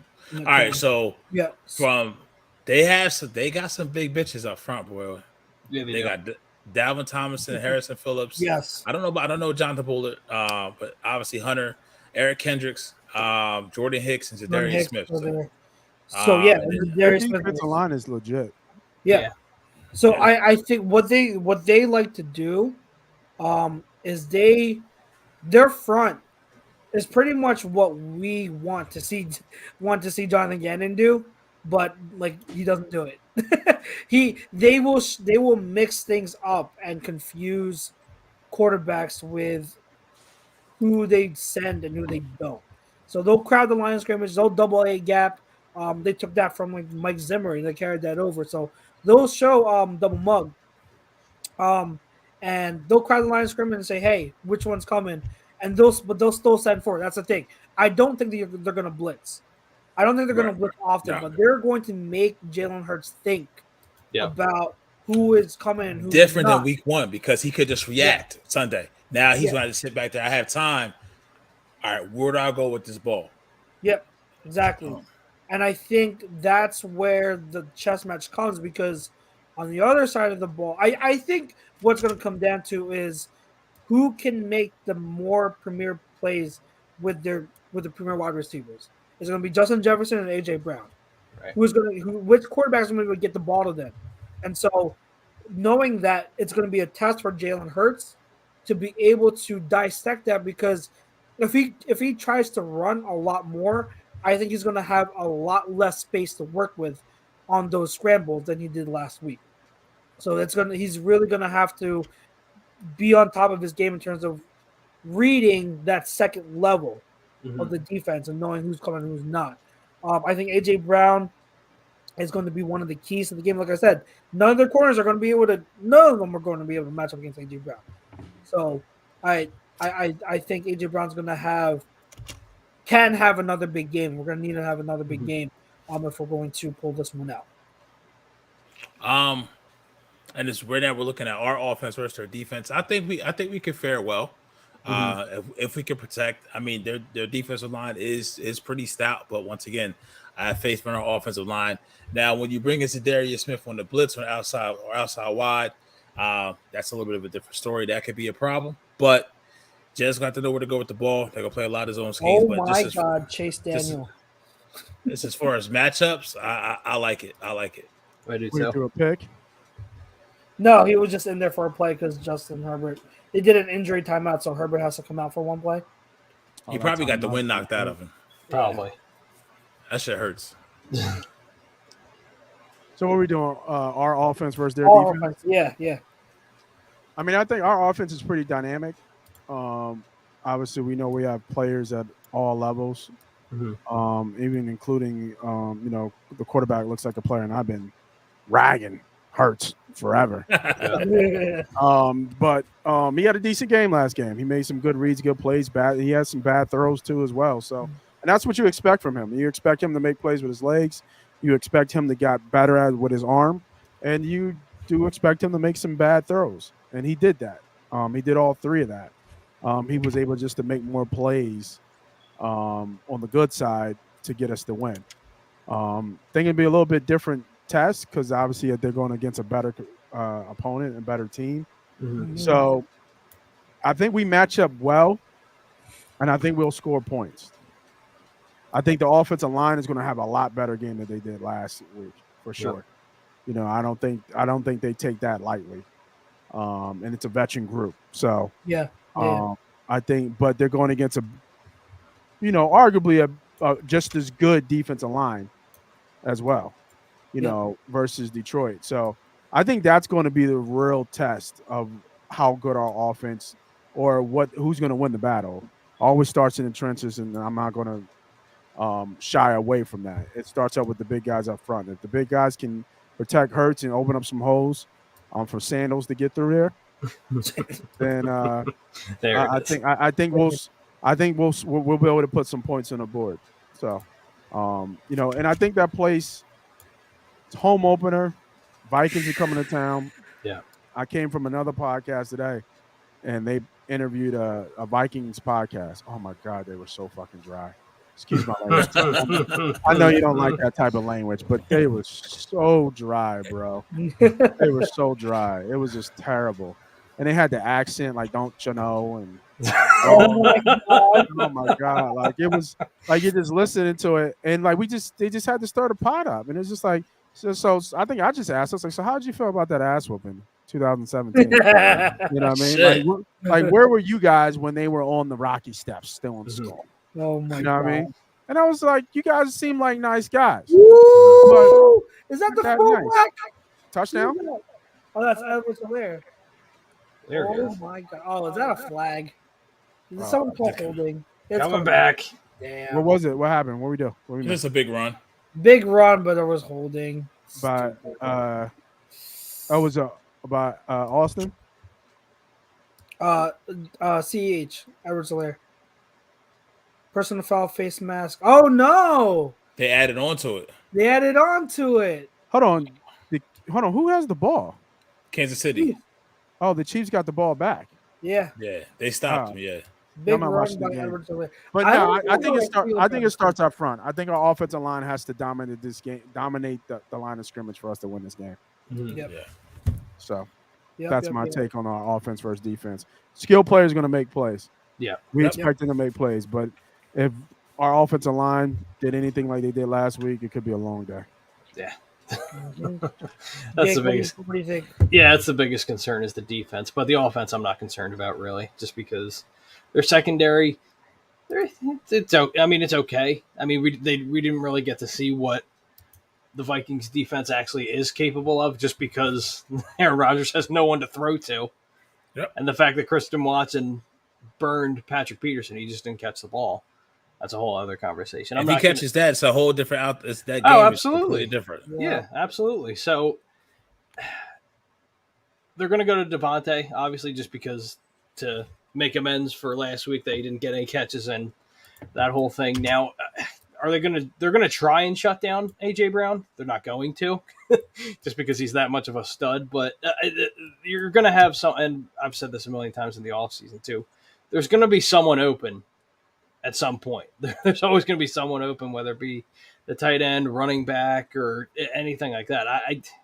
The more we talk about it, I feel like this is just going to be a shootout, and I'm going to lose my mind. I think it's going to be a shootout. I think this is going to be a shootout come Monday, and I'm not looking forward to it at all. If we're on the receiving end of a victory, sure, but if we're just back and forth, and I'm going to lose my mind Monday night. I'm going to lose. I don't think we win a shootout. No, I don't think so either. That's why I'm saying I'm going to lose my mind. I just think because if I got to go with a quarterback that can just put up points, and I'm going with Kirk Cousins over Jalen Hurts. Yeah. I hate to say it. My only saving grace, as far as me not predicting us to get blown out, is that the fact that Kirk Cousins stinks in primetime. Yeah, he stinks. Let's hope he in chokes prime again. time. Yeah, that would be great. I think here's the thing: if we switch it to the other side of the ball now, Eagle defense versus the Vikings offense. I think we're all in agreement it's going to be a shootout, or we think it's going to be a shootout. Our saving grace right now, that pass rush, like you said, I think their offensive line is trash. It's bad. Yeah, it's bad. So what on those plays, right? So two things. Let me start with this. I think that Jordan Davis will play more. Why? Because look at this scheme that the Vikings use. They use an outside zone scheme. And how do you combat outside zone? You play 3-man surface.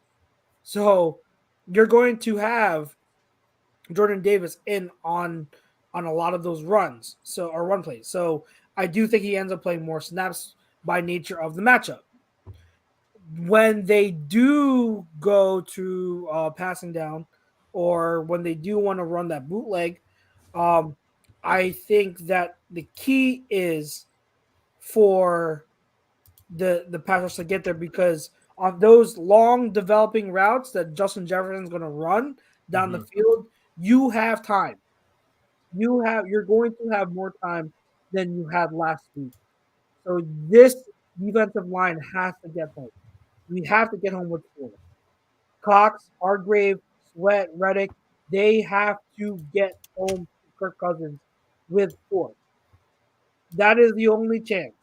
If you do, you are going to force Kirk Cousins into mistakes. So I think that's the biggest key to the game. Stopping the Kirk Cousins to Justin Jefferson connection by getting home on the pass rush when they want to develop those long developing plays. Justin Jefferson's going to get his on the screens, the short passes, but it's those long routes that we really have to take advantage of and get home on Kirk Cousins. Yeah. Yep. I can see that, because I think Slay can run with J Jet. I think Bradbury can stick with Thielen. Avonte Rager or Avonte Osborne is a wash. I mean, I like Irv Smith. I like their tight end, but we'll see. I think what Wayne Miller says has some validity to it too.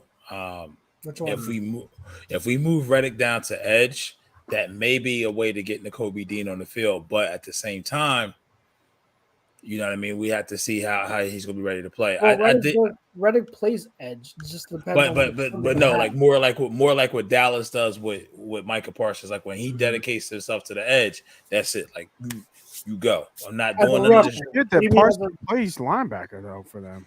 Yeah, but I mean, he splits time. Yeah. So the same with Reddick.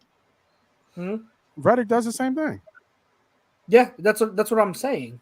Yeah, no, that's what I'm saying. But like, I'm trying to be.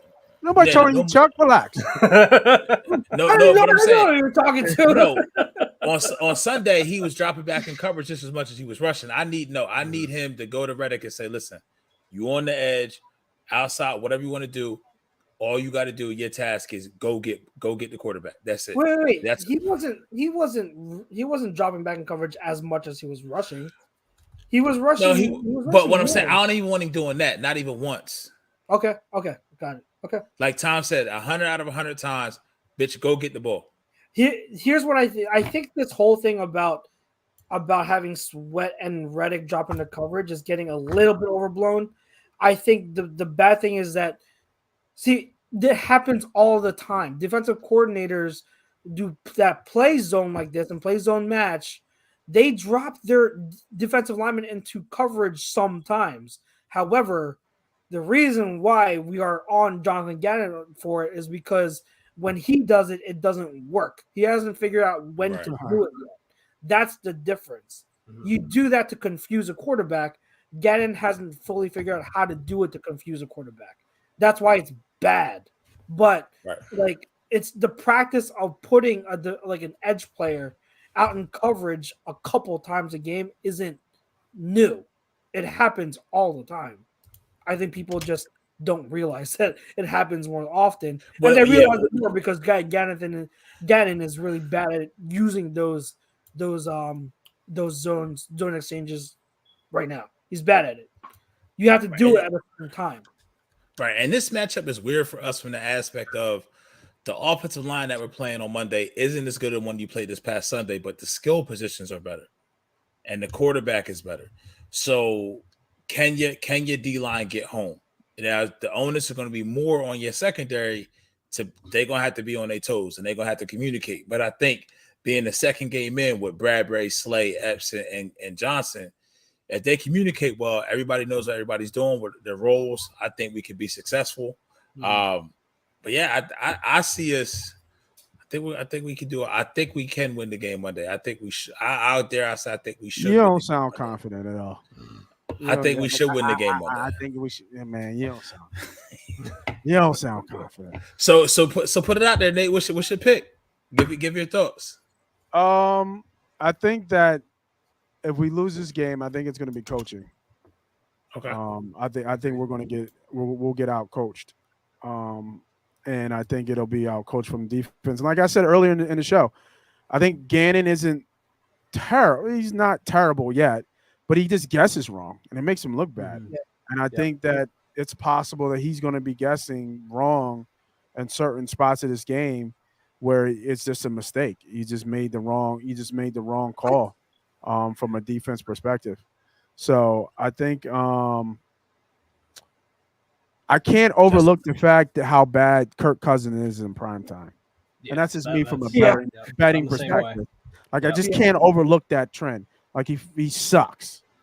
You know what I mean? Like he's absolutely terrible. But he's historically good against the Eagles. Even going back to to the Washington days. So man, I'll let you know Monday. Count how good I do on the weekend. By the way, I'll let you know Monday, but I am tending to look at the over. I think I agree with you guys. I think there's going to be some points scored on the field here. Tend to like the team total over as well. For probably the Vikings, they're at 24. I think last time I checked. So I think it's going to be a little bit on the high scoring game. And I feel pretty confident that the Vikings are going to put up points.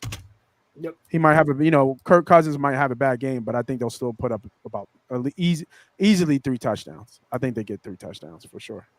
So If you guys are watching the That game, throw that Herbert made makes no sense. That throw was That makes no sense. and he can barely throw right now. He's That makes no sense. he can barely move. What was more impressive with that though? Was it the window he threw it in, or the trajectory and then the distance? Both. And the fact that his ribs are gone. Yeah. Oh my God. What, he got killed? He got hit?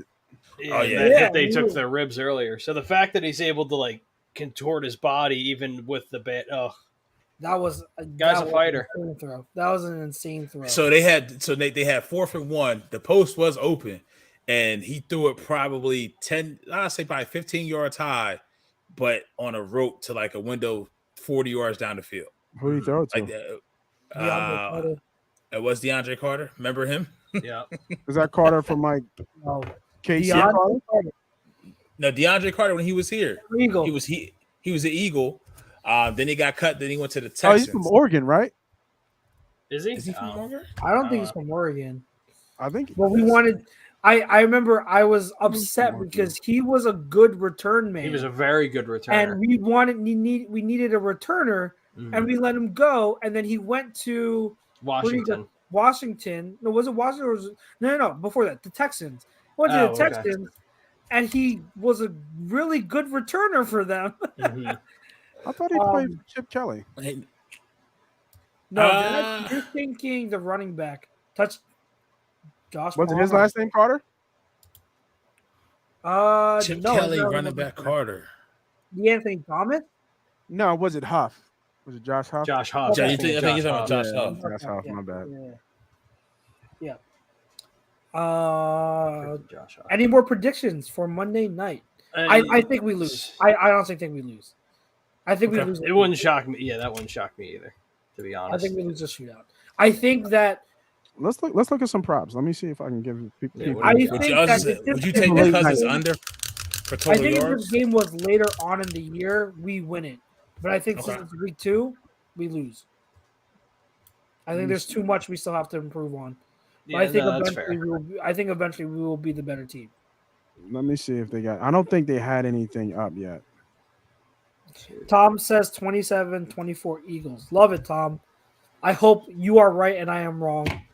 Because Won by a Jake Elliott field goal? Yes, please. Jake Elliott field goal. Yes, please. No, they just have anytime touchdowns up. Okay. Okay. Okay. Justin Jefferson is at minus 135. Cook is at Sounds minus about right. 130. AJ Brown plus 115. Hertz plus 125. Sandals is plus 140. What's Devontae at? Thielen at 160. Devontae's at 230. Oh, give me that. I may take that one. Give me Kenneth that. Gainwell's at 250. Boston Scott's at 500. Ooh. Goddard is at plus 190. Okay. Any other names out here? What about Jalen Rager? Just gotta ask. Just curious. Is he even 1200. on there? He's on 1,200? plus 1,200. I'll put a 5 spot on it. It's not a bad bet. You know they're going to want him to score. Oh, absolutely. Oh God. I mean, Yeah, he'll I'll get put a 5 if they spot. get down to the red zone. I guarantee there'll be a play in there for him. Oh, absolutely. A revert like a jet sweep or Yeah, like a something sweep, a jet Mhm. sweep is perfect for something like him, or some type of reverse action, or just plain old just a decoy too, because it just Yeah. makes sense for him. To, Oh! Ooh! they got it back. They got the onside They get kick. it back. Chiefs player dropped it. Oh no. Oh, Chiefs got it. The initial Chiefs player who fielded the punt dropped it, and so it was loose. It was live, but I guess I think Noah Gray recovered it.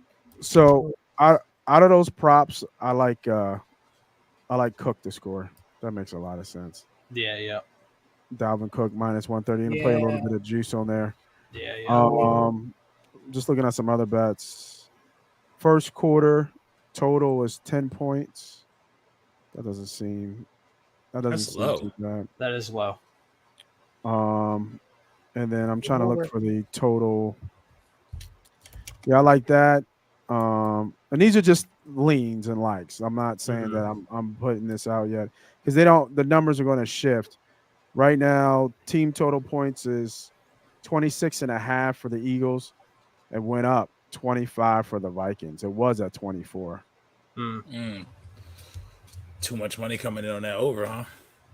Well, it's the team total. So how many points do you think the team's going to score? Yeah. And then first half total is 26.5. So that seems a little bit high. Second half is 24.5.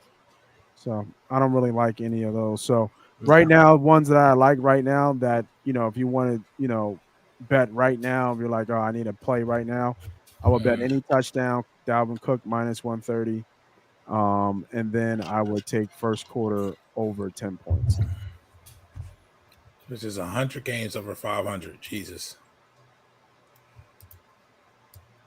Martin Perez says Miles Sanders and Gainwell going to run like crazy on Monday. Watch. I hope so. I hope so. Yeah, I hope so. Yeah, I hope so. All right, let's get into the third quarter as we get near the bottom of the show. And if you're listening still, guys, definitely give your predictions for the game, and we will give ours. Why not Nate Money? He's got his show, The Money Pot, on Sunday, so definitely tune in for further betting info. He is the best at it, so definitely don't miss his show. I try to be. I don't want to say I'm the best. You're number one in my heart, man. I try to be, but I did put this out. I did put this out on Twitter. I said the biggest liability bet that you saw everywhere was the Mahomes over 17.5 rushing yards today. Yeah. Why? Because in the last 3 games, he had like 40 yards, 50 yards. The trend was out there. It was the biggest liability, and he finished the game with -2 yards. Yeah. Oh my God! You guys gotta dial in because we don't just talk about bets. We just don't talk about bets and give winners. A lot of people can do that. We do it well, but a lot of people can do that. We break down the bet. So we teach you how to bet. So you know how to bet, right? So you know the language of what people are talking about when they say, unit and dime and vig and a 3% bread and what all that stuff means. We talk about all that stuff and we make it really simple and really easy. And we have a lot of fun doing it because we talk a lot of shit. So, just like on this show, I come on here and I talk a lot of shit. I'm just waiting for Tom to say something dumb so I can say just waiting because it don't make no sense. 11:15 ain't no reason why Tom is up. Tom must be, it's his birthday. That's probably why. Yeah, happy birthday to the big guy. Yeah, that's probably if you haven't said happy birthday, you should give him a shout out. I mean, got nothing else better to do. Yeah. I mean, you're 40 now. It's over. Yeah, this is what you do at 40. Yeah, right? This is what you do at 40. Watch your game and you look at your own company podcast. Drinking the Miller Lite. Our third quarter is brought to you by eXp Realty. If you're looking to buy or sell a home, or if you're looking for a change of career brokerage, contact Alan Foy, eXp Realty, LC at 302-682-8820. Let's touch on these because I really wanted to. I was really looking forward to it. Week 1 NFL season, guys.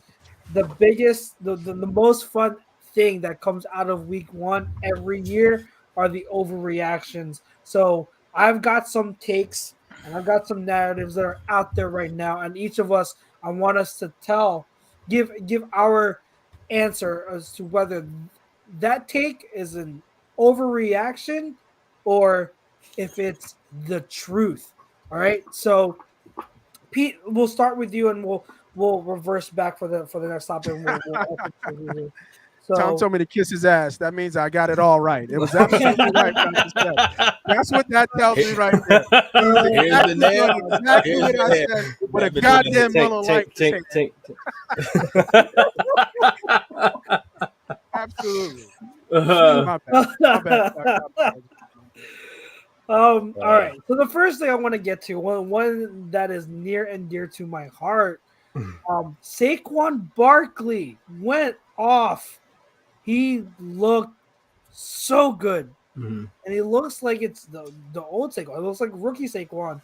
So, overreaction or truth? Saquon Barkley is Saquon Barkley is back. What do you think, Pete? I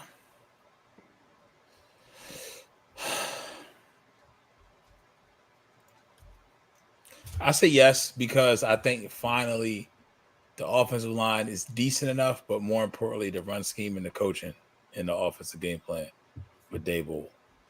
I think they're going to find him to use him in the best ways. If you read to me the stat line between the Giants and the Titans, and you told me the lead rusher had this many yards and this many touchdowns, and it was not Derrick Henry, I would have been shocked. And but he also looked like he lost some weight, so he looked like he slimmed down a little bit. Look, he be more durable, more and this faster. So I would say that is a truth, and I would say that's definitely a truth. That's 40, Tom. Welcome to 40. The only thing is you got baby. We got damn near grown ass kids. Nate Money, Saquon. Who did they play? They played Titans. They played the Titans. Titans? Last week. I'm gonna say no because the Giants suck. You know, he can do a lot, but that offense is still obviously it's going to run through him, and I think that that offensive line is not that good yet. I think he needs a good offensive line. Obviously, most running backs need a good offensive line, but just in him particular, I think he needs a good offensive line. He can't do it all by himself. So I think that they're going to rely on him a little bit too much. I think he's going to have a decent year, but for me, Saquon was that 1,000, so that's where I kind of have to hold him at in terms of what he brings to the table, and I don't think you see that this year. I think he might get 1,000, rushing, but receiving, I don't think we're going to see anything close to that Pro Bowl year that he had. Was his rookie year? I think it was, right? Was it his rookie year or his second year? Rookie year, right? Rookie year. Yeah, rookie year. Yeah. So I'm gonna say no. What up, Sweeps? Sweeps. Miss you, buddy. All right, Jake. Overreaction or truth? Overreaction. Just because he just hasn't been healthy the past couple of years, which, mind you, will also work to his benefit because he hasn't taken as many hits. However, like Nate said, the offense is going to run through him just because the receivers stink. And from what I saw, Kadarius Toney's working with the third team. So I don't know what the Giants are going to do aside from Saquon, which I think will ultimately and unfortunately lead to him getting hurt, which I don't want to see because he's a fantastic player and I love watching him. But I just, based on recent history and just all the injuries that he's dealt with, I don't know if he'll be able to withstand the threshold this season. What did Chase Campbell say? You got some beautiful thighs, man. Did you see that? His thighs are ridiculous. Somebody saying that about how good your thighs look? You do got some beautiful thighs, though. They were talking about it. What was it, Chuck's on the pivot? They talked about his thighs for like half an hour. Half an hour. It was especially Chan. He's like, you got some big ass thighs, man. What's up with that? Yeah, when was the first time someone complimented you on your thighs? Cat, man. He's a strange. Some of the football players are. Did you hear the thing about him pissing on the field? That's the like thing. He pissed on himself like every game or something crazy like that. His teammates thought he was gross. He's like, I gross. had to go. So he just pee on the field. Yeah. You're like, just pee my pants. Oh my god! And he just said it so casually. He's like, I just pee my pants. Yeah. And shout out to it's money pot, not one's bet, money pot, brother. Shout out to Sock the Loud says not a prediction, but just wanted to say Chucks that birds of a feather made me football and the Eagles fan. Keep doing it. Thank you, man. There you go. Thank you so much. I am going to say truth. Okay. Saquon hasn't been healthy, but last year he was finally in and played almost the whole year. But it takes a year to recover from that Achilles. It takes a whole year to recover fully to get back to form. Last year, if you remember, we were playing them, and there was one play, always sticks out of my mind. He caught the ball on the flat, and he was it was a run play. Sorry, it was a run play to the outside. And he tried to get to the perimeter against Alex Singleton. And Alex Singleton beat him to the sideline. And when you see that, you know that wasn't Saquon. There's no way prime Saquon is losing a foot race to the sideline against Alex Singleton.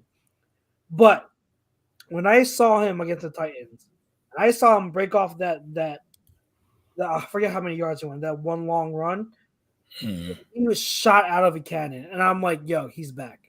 He's got that rare athleticism with that powerful body type. His confidence is up. He looks like he's back. And I don't know for sure if he's going to stay healthy, but I'm telling you, if he is healthy, if he is actually able to stay healthy, the Saquon we saw his rookie year, where he amassed over 2,000 yards from scrimmage with a horrible offensive line from the Giants, he is back. And he is the one person we're going to have to worry about when we face the New York Giants. So I think he's back, regardless of how the team does. He looks like he's the old Saquon. And I'm always going to be a fan of his, even though he's a Giant fan. He's a Giant. I love Saquon. So I'm rooting for him, except for when he plays us. Next topic. Our other division rival, the Cowboys, they're in a heap of trouble. Their one wide receiver, CD Lamb, did not look good. Was targeted a bunch of times, but only came down with a few catches. A lot of talk of whether he can be the guy. So, CD Lamb, he is not a number one wide receiver in this league. Like, he can't be a team's top wide receiver option. Overreaction or truth? Jake? Well, with the number that he's wearing, he better be.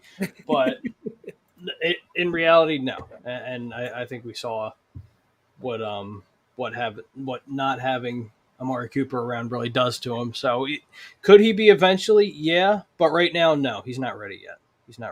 And unfortunately, he's toting the infamous number 88. So there's already going to be a target on his back. So. Yeah, I agree with Jake here. I think I'm gonna start a theme if we're going through the NFC East. Dallas sucks. So I disagree. I think they missed on not keeping Cooper. Mm-hmm. I was a big Amari Cooper fan. So was I. Love the way he runs routes. He's smooth out of his routes. So. Mm-hmm. I think with all that added pressure and getting more quality guy on Lamb, he's going to have to figure out how to get open. And he doesn't have any vets around him to really help him with that, right? Yep. Not anymore, yeah. Yeah, and vets that are that caliber of player to kind of show him the tricks in the trade. So he's going to have to figure out himself. So I think I think I agree here. I think it's not an overreaction. I don't think he's the guy. Gotcha.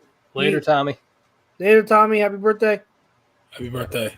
I agree. I mean, I think it's very rare when I say this, and this has been lately, when the Cowboys have a first round pick and they look back on it 2 to 3 years later and they realize they missed.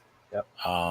They realized they missed because you had Judy in that draft. Then you had CD Lamb. Then we took Jalen Reagor, and Minnesota got the prize of Justin Jefferson. Yep. So while CD's nice, he's a compliment. He's a compliment. He can't be the main course. No. Just because and that's kind of, I think you're seeing what the knock, not saying knock, but what the consensus was on him when he was coming out, how slot, can't win on the outside, can't be pressed. Yeah. And you're starting to see that, and especially against Tampa Bay. I mean, hell, that defensive Todd Bowles, he has the horses. He's going to make you outplay your weaknesses. Yeah. And he just couldn't do it for whatever reason. I mean, the offensive line isn't the best in Dallas.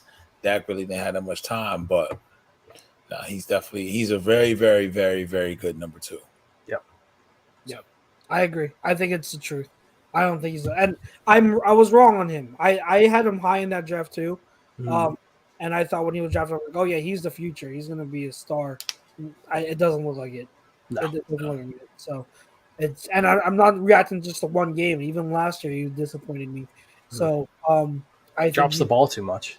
And Michael Irvin need to ask to put that jersey back. Yeah, right. Yeah, I know, and that's crazy because if you wear that jersey, you have high expectations, and man, I don't know if he's going to meet those. No. So next one, This was a lot of fun. I like this. Might be one of the more interesting ones, in my opinion. Geno Smith, is Ooh. he a low end starting caliber QB in this league? Pete, overreaction or truth that he is a low end starting caliber QB in this league? Well, you say When I mean low end, I mean like bottom half of the league. Like if you're a team looking for a stopgap, Geno Smith is a guy that can win you games and be okay. But you look at like that type of guy.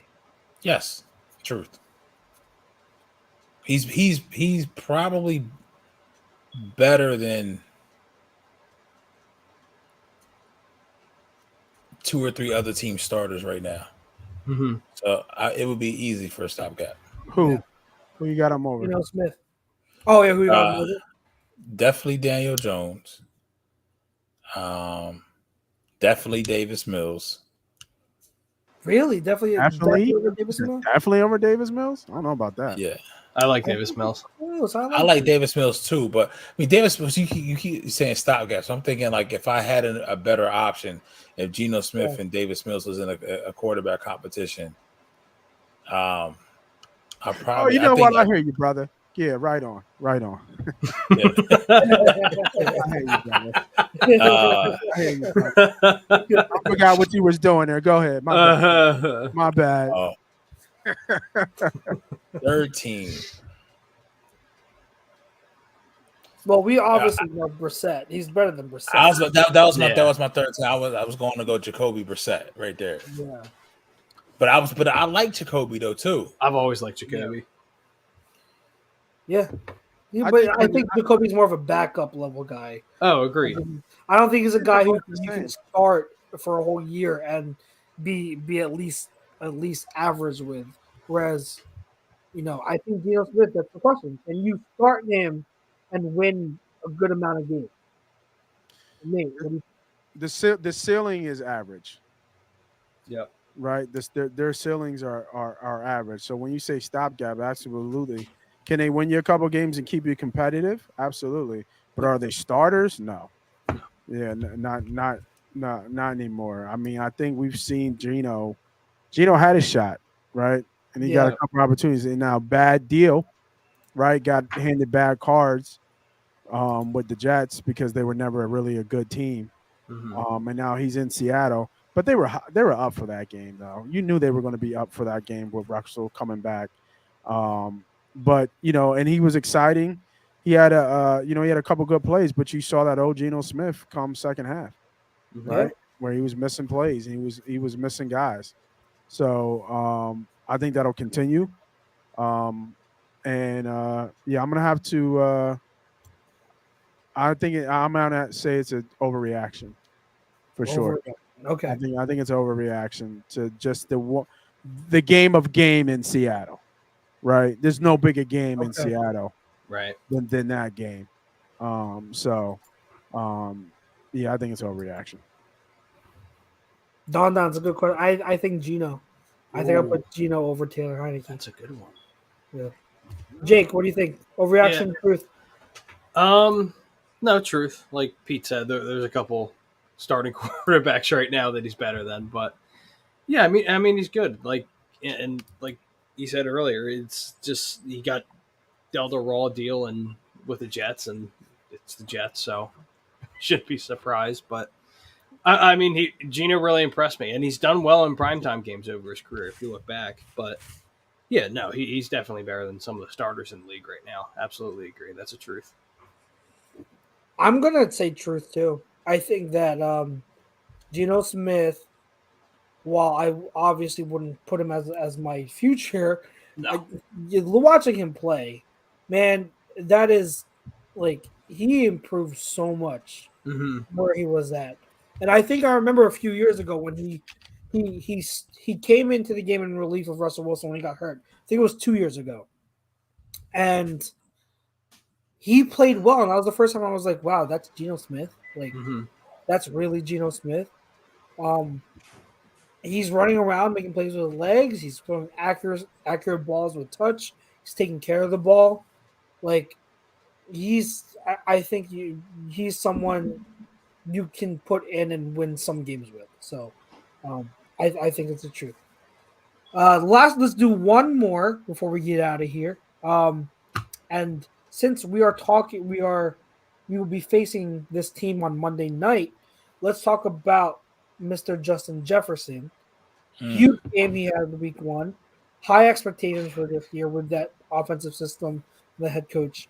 So by the end of this season, Justin Jefferson will establish himself as the best wide receiver in the NFL. Overreaction or truth? Jake, let's start with you, Mr. LSU. Truth. No, but it's just I knew he was going to be really good, and a lot of us knew he was going to be really good. I didn't project him being this good. Let's be honest. I did not project him being this dominant, and it's amazing to see. He just does what he wants on the field. It doesn't matter if you double cover him or have a safety over the top. At the end of the day, you know he's going to get his. But yeah, it's a truth. I have him as my offensive player of the year this year, so definitely agree. It's truth. So you think he'll supplant Devontae Adams? I think so. I think so. Okay, hey Jake, tell the folks where you got that bet from. Mr. Nate Moss, Money Pop Podcast. You There can check you them go, out on Sundays. My man. Check them out on good. Sundays. It's only week 1, but it looks fucking great right now. That bet looks great right now. I hope it fucking hits because we got it at a good number. And then on Monday, I'll be cheering and crying because of that. My bet's gonna hit, but I think it's true. I think it's true because he talked it into existence. He talked Yes, he did. This offseason about he felt like Adams was the best receiver in the game, and he wanted that.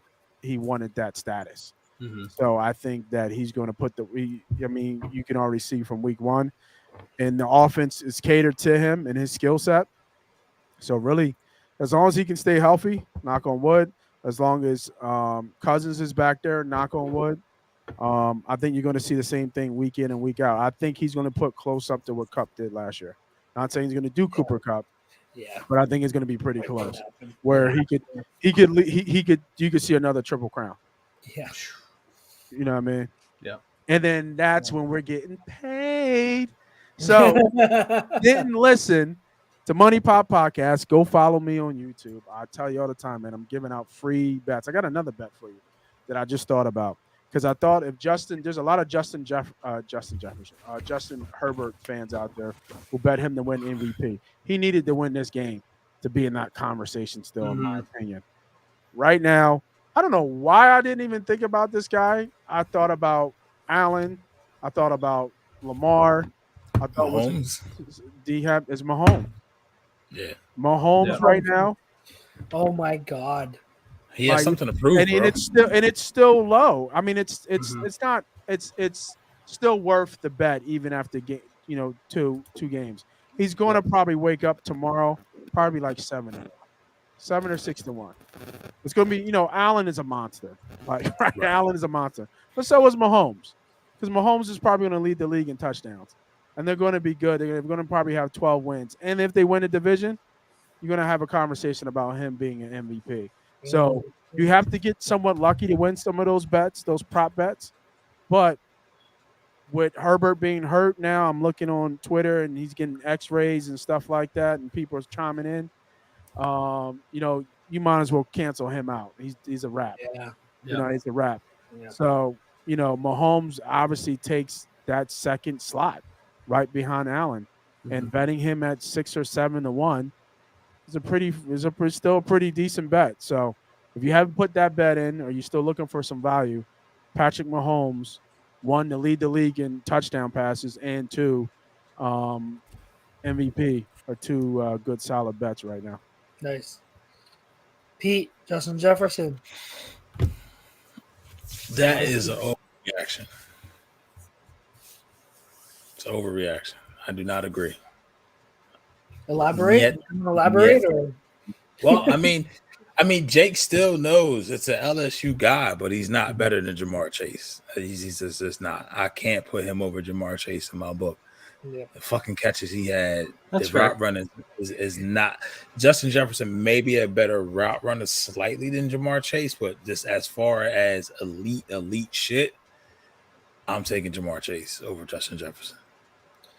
Yeah, I hate saying this because I think statistically, I think Justin Jefferson could take it this year. I completely agree with Nate's take that he could take the triple crown. He could take a quadruple crown. There could be a fourth stat he leads the league in. So I absolutely believe that. But as you all know, Cooper Kupp won the triple crown last year. I don't have him as the best receiver in the league. So I think it's an overreaction. I think Justin Jefferson is absolutely in the conversation with 4 guys. All right, just 4 guys you can say. So I think if you want to have him in that conversation, I'm totally with it. But if I were to pick, man, Jamar Chase is just I'm with Pete. Yeah. Jamar Chase is unreal. It's fair. Unreal. And I will say this too, to the piggyback of what Jake said. Jake didn't anticipate Justin Jefferson being this good. I was high on Jamar Chase. He was my top wide receiver in last year's class over Devontae and all of those guys. I didn't even think Jamar Chase was going to be this good. No, not this quick. No, my expectations, and I had him wide receiver 1 in that class. So he's unreal. He's faster than what he was at LSU, Jake. Yes, he is. I know. It makes no sense. Insane. Yeah. It's like the year he took off. It's like he trained and became faster. Mm-hmm. He learned how to just be so much more explosive than what he was. It's insane. Jamar even said it too. He's like, well, in the off season, there's nothing to do in Cincinnati, so I just work out. Absolutely. All right. So I like that exercise. There are obviously a lot of other week 1 narratives out there that you might want to overreact to if you're listening. But remember, it's week 1. Week 1. Okay. We're now entering week 2. Be patient. The NFL season is a long season, and what we saw in week 1 might be totally opposite of what we see by season's end. So, temper. Question real quick for Nate. Yeah. And is there a bet out there for the over-under of games Aaron Rodgers plays? Oh, I'm pretty sure there is, but you probably won't find that in a sports book. I mean, you won't find that on like FanDuel or DraftKings. You'll have to go into a book to find that. Yeah, like, those are kind of like special type ones. I doubt or if you have a book, man, they might have it on their book. Okay. But why you ask that though? You think he's gonna? I just think there's a chance that this bitch can retire. Like mid-season? He just gets fed up and he's like, I'm done. Has that ever happened before? Wasn't there that one corner that left mid-game? There was a tight end for the Bills that retired at halftime. He was a corner. Was it a corner? Yeah, it was. Yeah, you're right. It was a corner. Was it a good corner? I forget his name. Crap, he's retired at halftime. McCoy was talking about it with what's his face?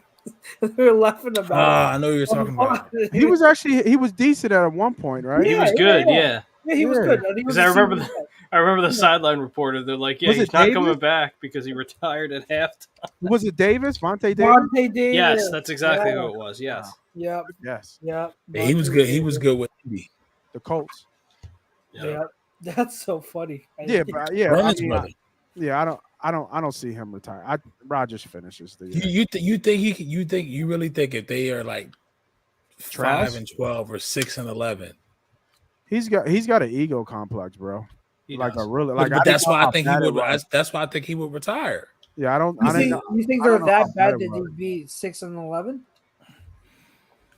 I don't know because I think he gets so frustrated with the wide receivers, bro. Yeah, but week 1 last year they had a really bad. They'll start catching balls. The Packers do this every year. They have week one 1 they game. always stink. They look horrible. They look like the worst team in the league, and then from then on out they correct the shit. That drop by Watson was a fluke. Yeah, you know what I mean. He makes that catch 9 times out of 10. Yep. True, but I think that look he had to the sideline. I understand whatever the line is. Well, If it's like a you crazy would number. look like that shit too. That shit was a touchdown. Like it was a wide I've open. never seen. I It never hit seen him that look on square in the MVS. hands. We'll I see. mean, like any quarterback would. You know what I I'd be mean? mad. Yeah.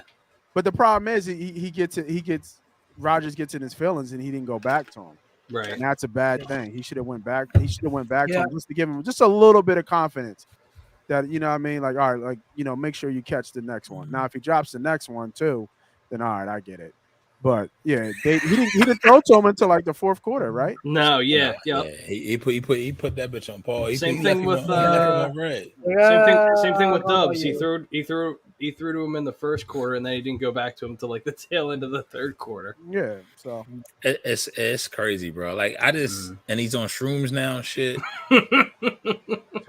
I bet you be like, listen, I don't want to spend my time getting here. I'm gonna spend my time in the field with the flowers and the Yeah. wood. I mean, he's feeling himself though. He comes He out is. with that old man beater. Oh my god. You know what I mean? I get it. I thought the look was funny because I was a big Con Air fan. So was I. Yeah, so Yep. I dig the look. When they made Great that movie. comparison, I was like, all right, work.